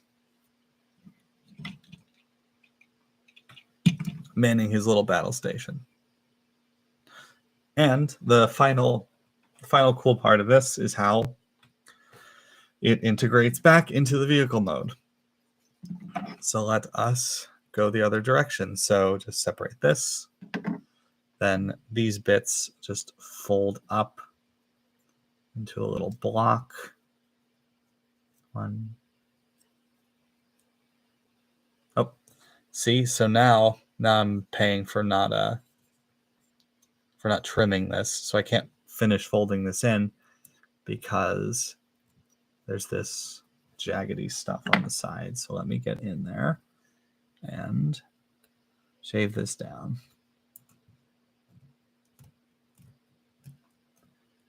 Will you have more consistent streams? I want to. I can't really have like a stream schedule. It's just sort of if I have some free time or I get inspired to do it. Like I've been holding on to this upgrade kit because I wanted to put it together. I have the same thing. I have some repro labels stickers for upgrading another figure, and I have a whole bunch of little things to like build and put together and modify that I had wanted to save for streams. And as it just so happened, the that news that I talked about at the top of the stream, this like news broke that they're putting out this really interesting new Generation 1 themed jazz figure. That's it's based on the Cybertronian mode that the character had in the first episode of the Generation 1 cartoon. So I thought, great, I'll come on the stream. I will like pull up the information, show off the pictures. And I don't know if I just don't have the ability to do that. It's like screen sharing on here the way you would on Twitch. But it turns out I can't show that off, or I don't know how to. So that sort of fell through. But if there's other things like that, if I have like an excuse to do it, like a news item or like a TFCon LA is coming up soon-ish. I'm not going to it, so I don't know what the dates are. But maybe I'll do a stream to coincide with that. That's probably a good plan to get in the spirit, etc. But you should diversify. People who like Transformers also like Pokemon. That is true.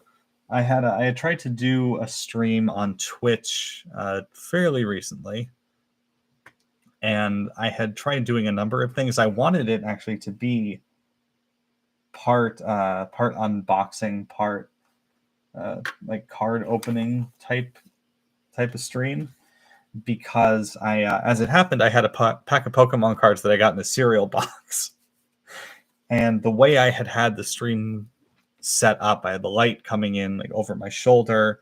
It was crazy, the amount of glare. It's like, this is one of the cards. I still have it just next to my desk. Impossible to see with the way the light was coming in. It was just as much glare as it could possibly get. Like I got this foil Pikachu, you know, with the glare coming off of that. Like this setup is working better. Everything is much more visible. Like I opened this little I open this little Kamen Rider minifigure, and you can see this much more clearly. So I'm just going to have to experiment more with this type of setup where things are actually visible, as opposed to how I tried to frame it to be a little bit more, I don't know, aesthetically pleasing. This is at a weird angle. So if I practice with this, I think it could look better. Okay, but filed this off. So now this will fit in. Then these fold over like so and like so. Great, so now we have a little block. And that's actually going to store inside the vehicle mode. So I'll start transforming him back.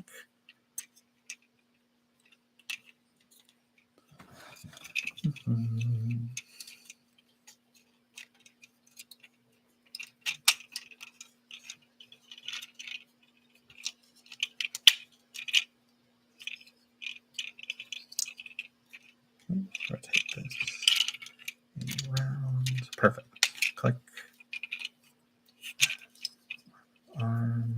Fold this in.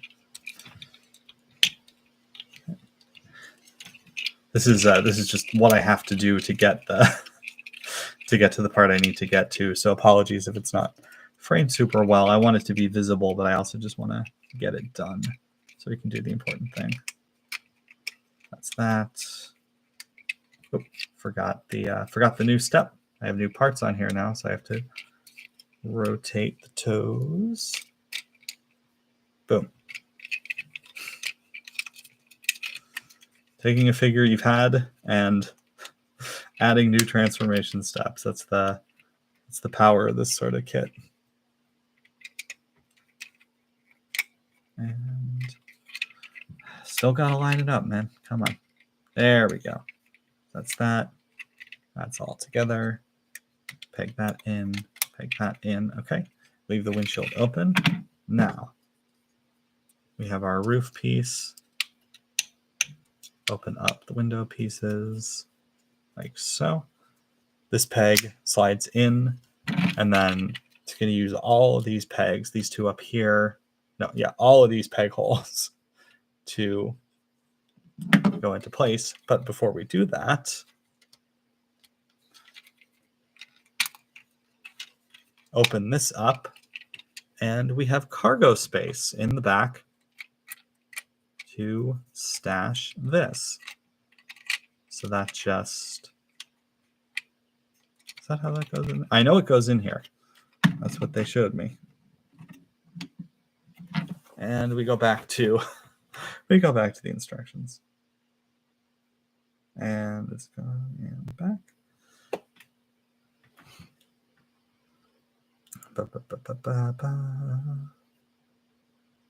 Okay.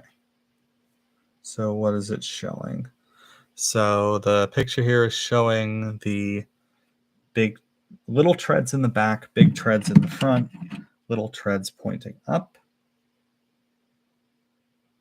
No, they're under the... Oh, I have the hands flipped around the wrong way. That can't be the only reason. Just figuring things out. Okay, it is showing the hands being rotated, so I'll move the hands. Maybe with those out of the way, everything will fit better. And again, you want that up and to the back. So what am I missing here? Isn't this just supposed to slide?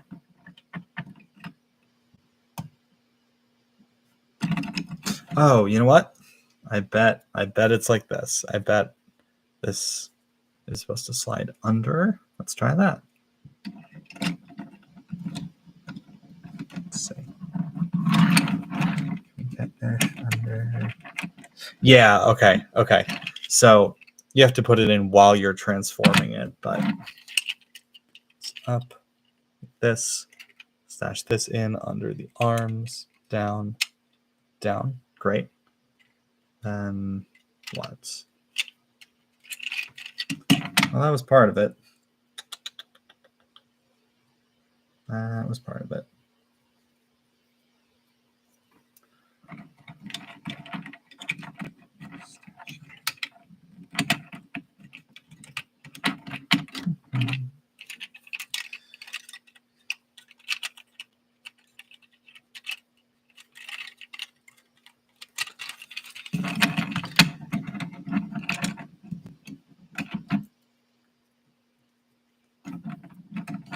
I didn't think this was going to be the hardest part. Hey, all right, got it. So it like nestles down in there after some trial and error. Get those pieces situated. Tap together. Close this over the top. There we go. All snug in there. And don't forget that his original weapon stores inside here. Nice and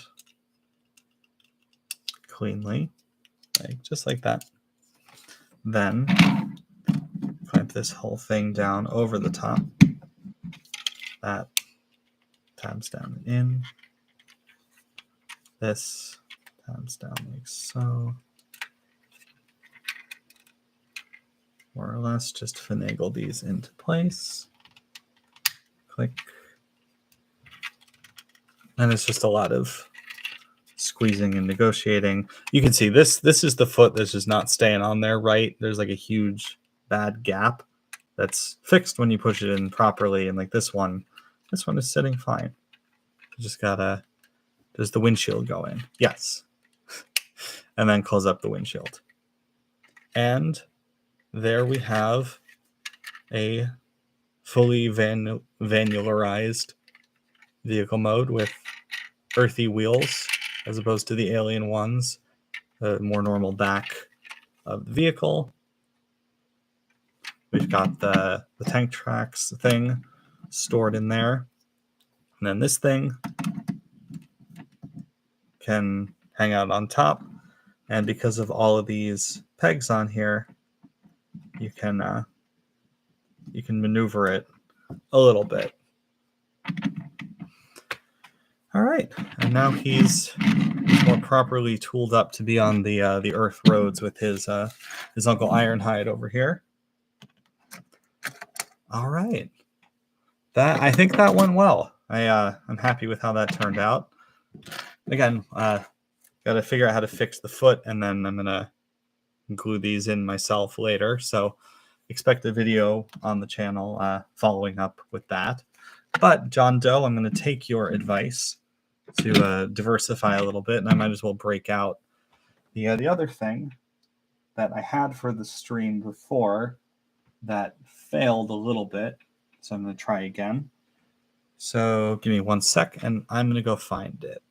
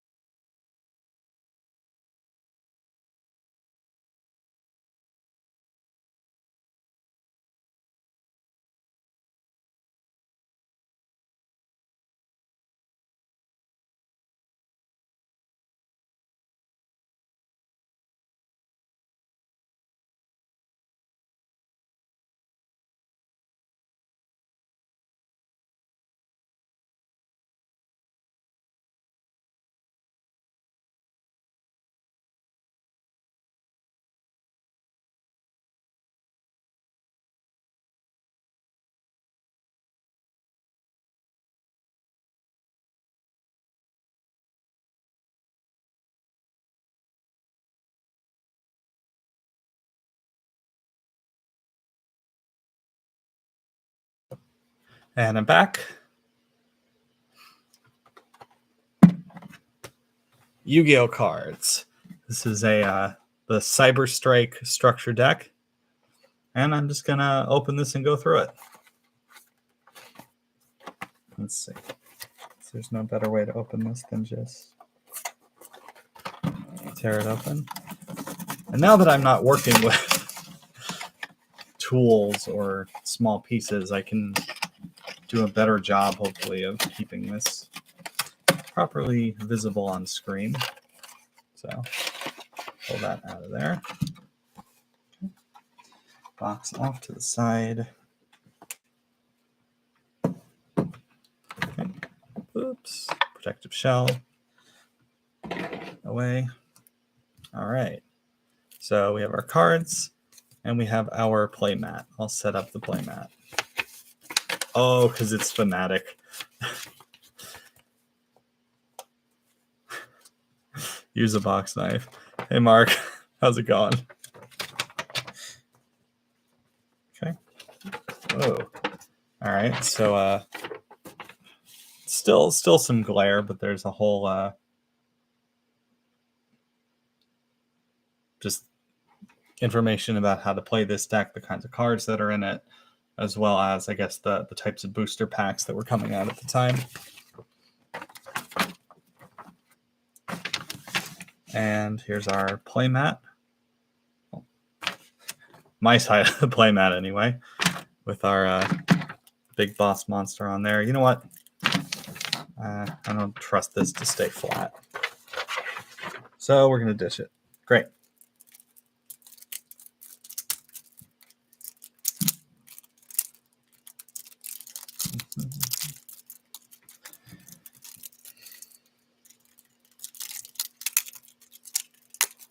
Okay.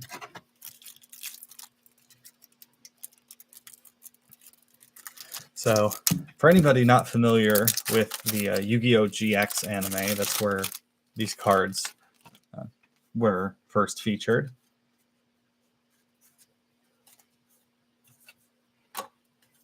So this is a Cyber Dragon and Cyber Dark monster deck. So let's see how well these foily cards show up. Yeah. Come on, autofocus. Do your thing. Come on. Hey, there we go. Cyber Dark Chimera. It's showing up backwards for me, so I can't read through the screen. So just get a good look at that, and then I'll tell you what it does. Okay, so I can discard a spell or trap card to add a power bond from my deck to my hand.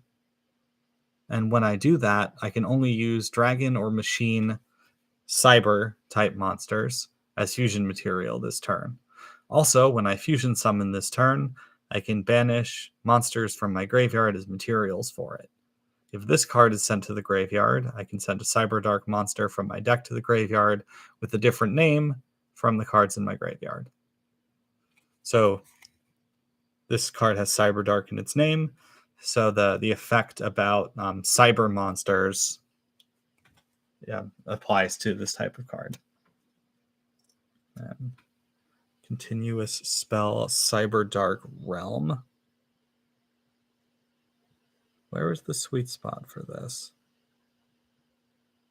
Was it closer? Yeah. There we go. Cyber Dark Realm.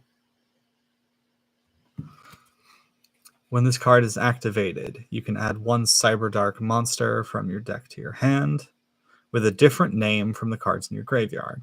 During your main phase, immediately after this resolves, normal summon a Cyber Dark monster. You can only use the previous effect once per turn.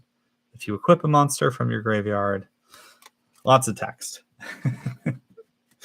So the play style of Cyber Darks, to start off there, is when you summon them, they equip monsters that you have in your graveyard, and then they power up from doing so, and you can use those for different effects.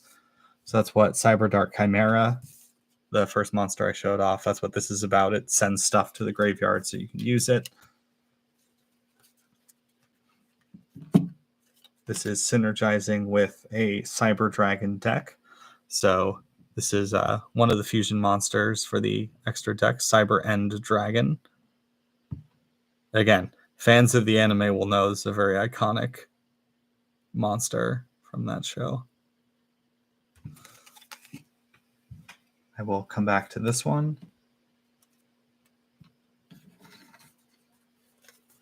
Then let's see.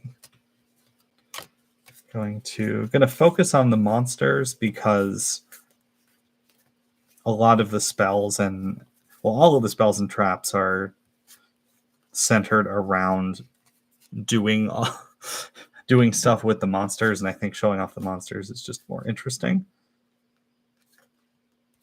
I will keep those. That's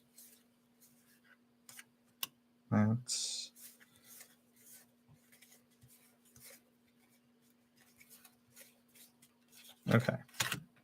There we go. So in addition to the Cyber End Dragon that I showed you before, we have another Cyber Dragon fusion monster, Chimera Tech Over Dragon. Come on. Yeah, there we go.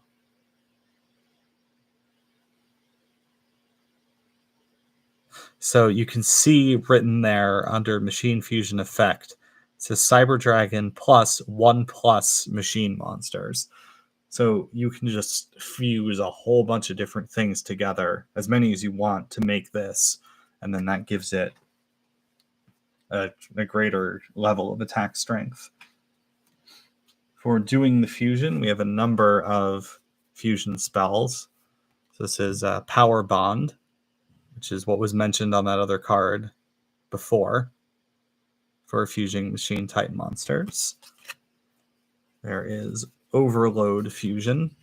Again, all of these are geared towards machines because Cyber Dragons and Cyber Dark monsters are machines. Future Fusion.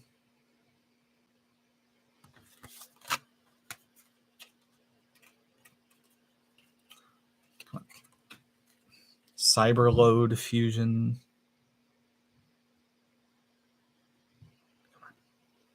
Sweet spot. Let's go. Yeah. And you can see there are Cyber Dragons on there. This is a Cyber Dragon specific fusion card.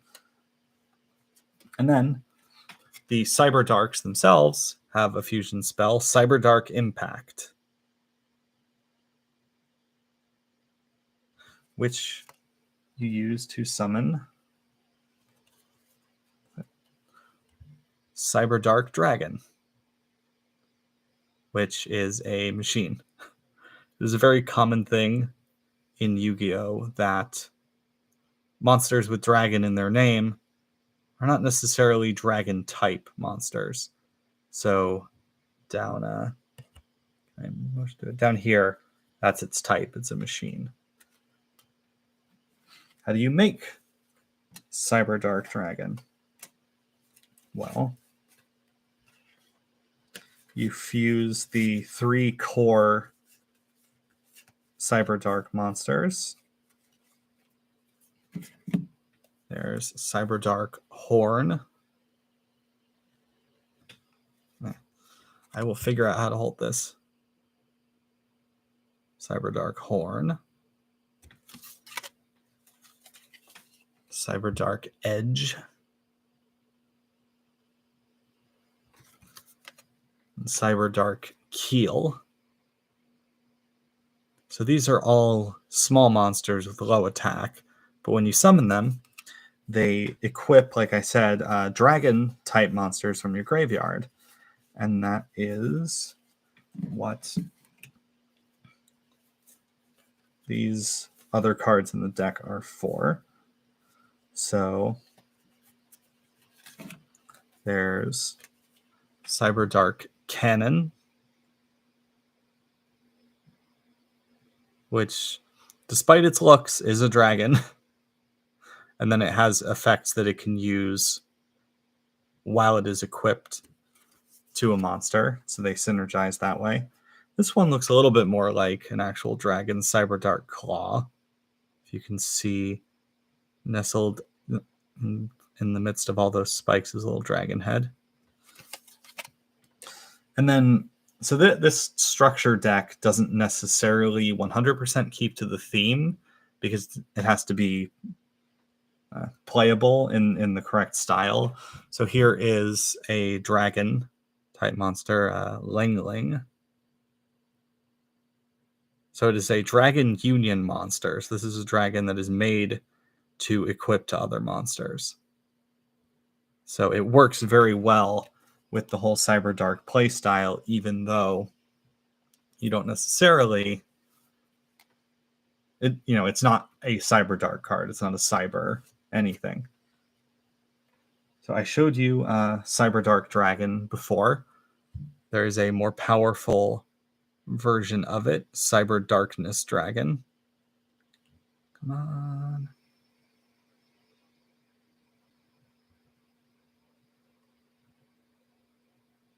Yeah.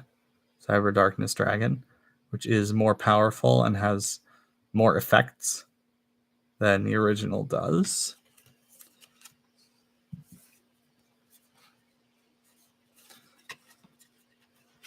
We have I'm just picking up cards. Limiter Removal. Very, very good in a machine deck. Just doubles the attack points of all your machines. Come on. Focus. Yeah, there we go. Limiter Removal. Classic machine support. And then this one is the funniest part of this deck to me. So this, if you'll notice, this is a very different style of artwork from everything else. So this is a card from like the original days of Yu-Gi-Oh! Gale Dogra, which is a very old school Yu-Gi-Oh! Effect. You can pay 3,000 life points and send a monster from your extra deck to your graveyard. So you would specifically use this to send something like Cyber End Dragon to the graveyard so that your Cyber Dark monsters that you have can equip it from the graveyard. So like I said, it's about synergy, not necessarily meeting the theme on the box, if that tracks. And then just some more cool ones. Jizukiru, the Star Destroying Kaiju. Come on.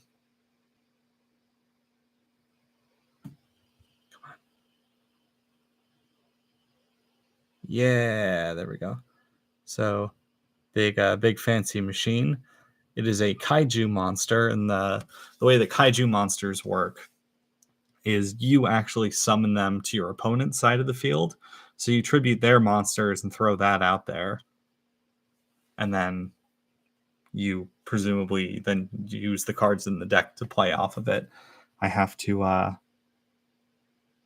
I have to study up on this. I'm a fan of the anime, and I was a fan of the Cyber Dragon and Cyber Dark cards when they were in the show, which is why I had picked this up when it came out. And then didn't really have anybody to play Yu-Gi-Oh! With, so I just sat on it. Then I decided I was going to do a stream with the Pokemon cards. I was going to get the Yu-Gi-Oh! Cards in on it, and it's the whole thing, and now I actually have it open. Here's another machine. Gizmek Orochi, the Serpentron Sky Slasher. Is that right? Yeah, the Serpentron Sky Slasher. Lots of words in that name. Big powerful machine. Does stuff. Yeah.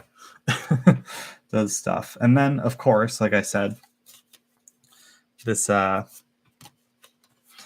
deck is part Cyber Dark, which I showed you a lot of, and part Cyber Dragon. So we have a whole bunch of Cyber Dragon cards. Cyber Dragon hers.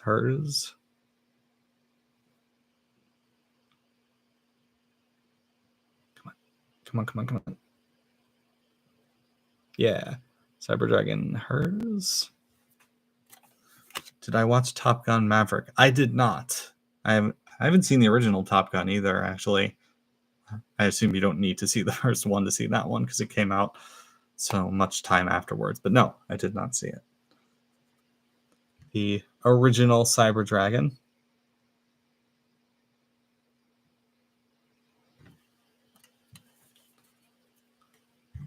Cyber Dragon Zwei.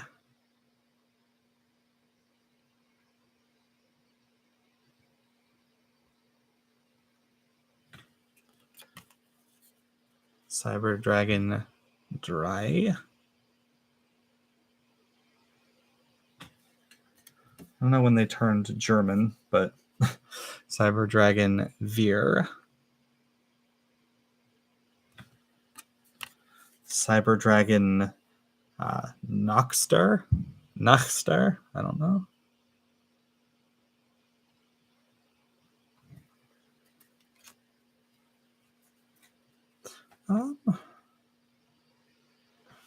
I don't know. I don't know if I plan on seeing either one of them.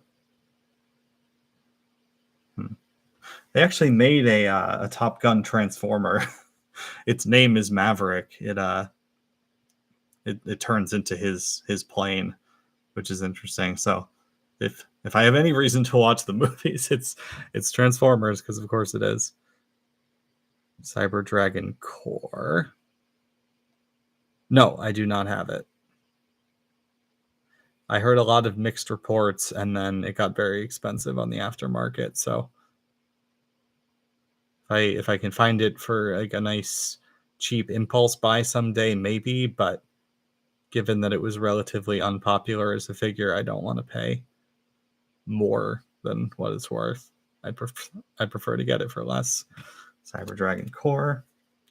Oh. Cyber Pharos. That's not a dragon. That's just a machine. Oh yeah, okay, so you can banish this card from your graveyard, add a power bond. So this is a machine that helps you with fusion, because these are machines that do fusion. Cyber Valley. Come on. Come on. Yes. Cyber Valley. And Cyber Phoenix. And at the end of all things, because of course, you always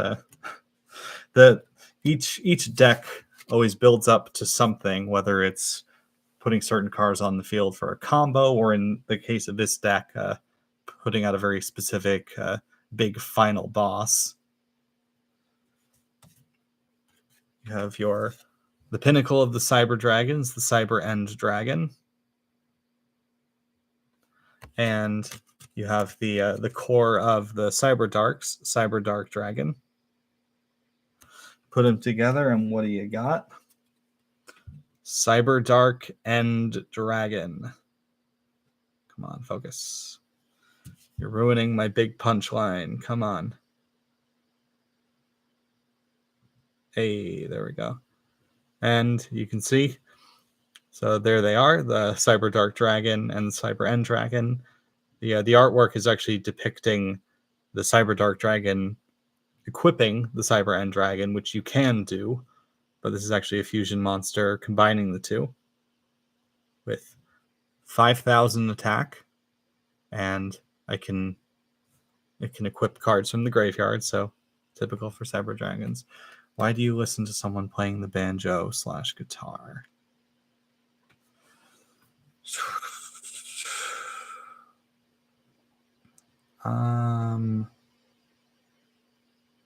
I don't know. Why do you listen to someone playing the banjo?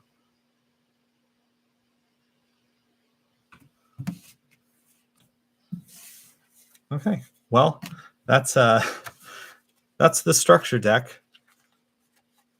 I didn't go through every card because it involves a lot of reading. There's a lot of text on a lot of these cards, but I at least wanted to show off the monsters because they're cool.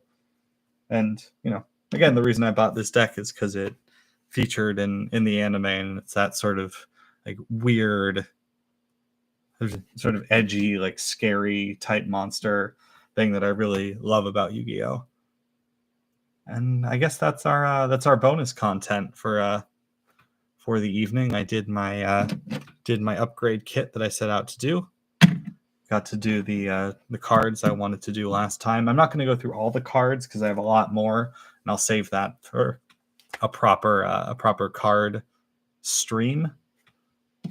And then these are the little fellas that I unboxed and sort of failed to show off last time. Just some little mini figures that I found sitting around. This is some manner of micro Hot Wheels car that came with some candy. So yeah. So I think that will do it. I'm waiting for the punchline on this joke. Why do you listen to someone playing the banjo?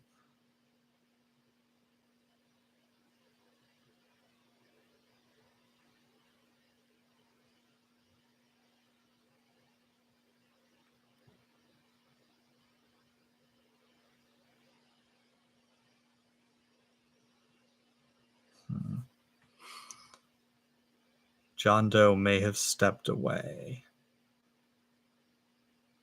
All right. Well, oh, here we go. Cause why?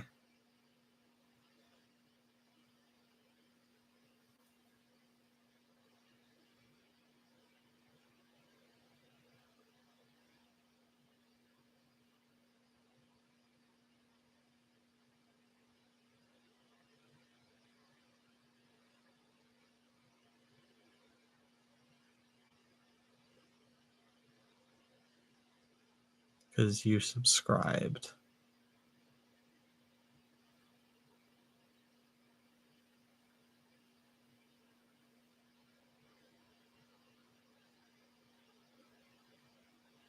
Uh sorry, I don't get it. Oh, that I thought you were setting me up for a joke. Like, why do you listen to someone play the banjo? And then it's like, because I don't know, some pun on the word strumming. Oh, Kevin McCarl. He's a well, we're not. I can't say that we're friends right now. I haven't talked to him in years, but we were friends in college, and he played, so I subscribed to him, and I also subscribed to his band at the time. I have their CD as well, so yeah, I knew him slash know him, I guess. So I haven't actually kept up with his channel in a while since YouTube changed the whole way it functions, where you have to click the notification bell to hear anything about a channel. He's one of the channels that I have not manually followed up on or hit the bell for. So I have not seen what he's done in a while. But that's the answer to that. Sorry, I really thought you were trying to get me. So yeah, I think that's it for now. And I hope you come back for the next one. Let me look up. So I think it's a good idea to say that I will try to get this to coincide with the next big Transformers event, which will be TFCon LA. So when is that? Oh, March 10th through the 12th is TFCon LA. So sometime between now and then, I'll figure something out. I'll put out like a small video on the channel, just maybe gauging interest or putting an announcement out there, and we'll see what goes on. So thanks for watching, and see you later. Bye.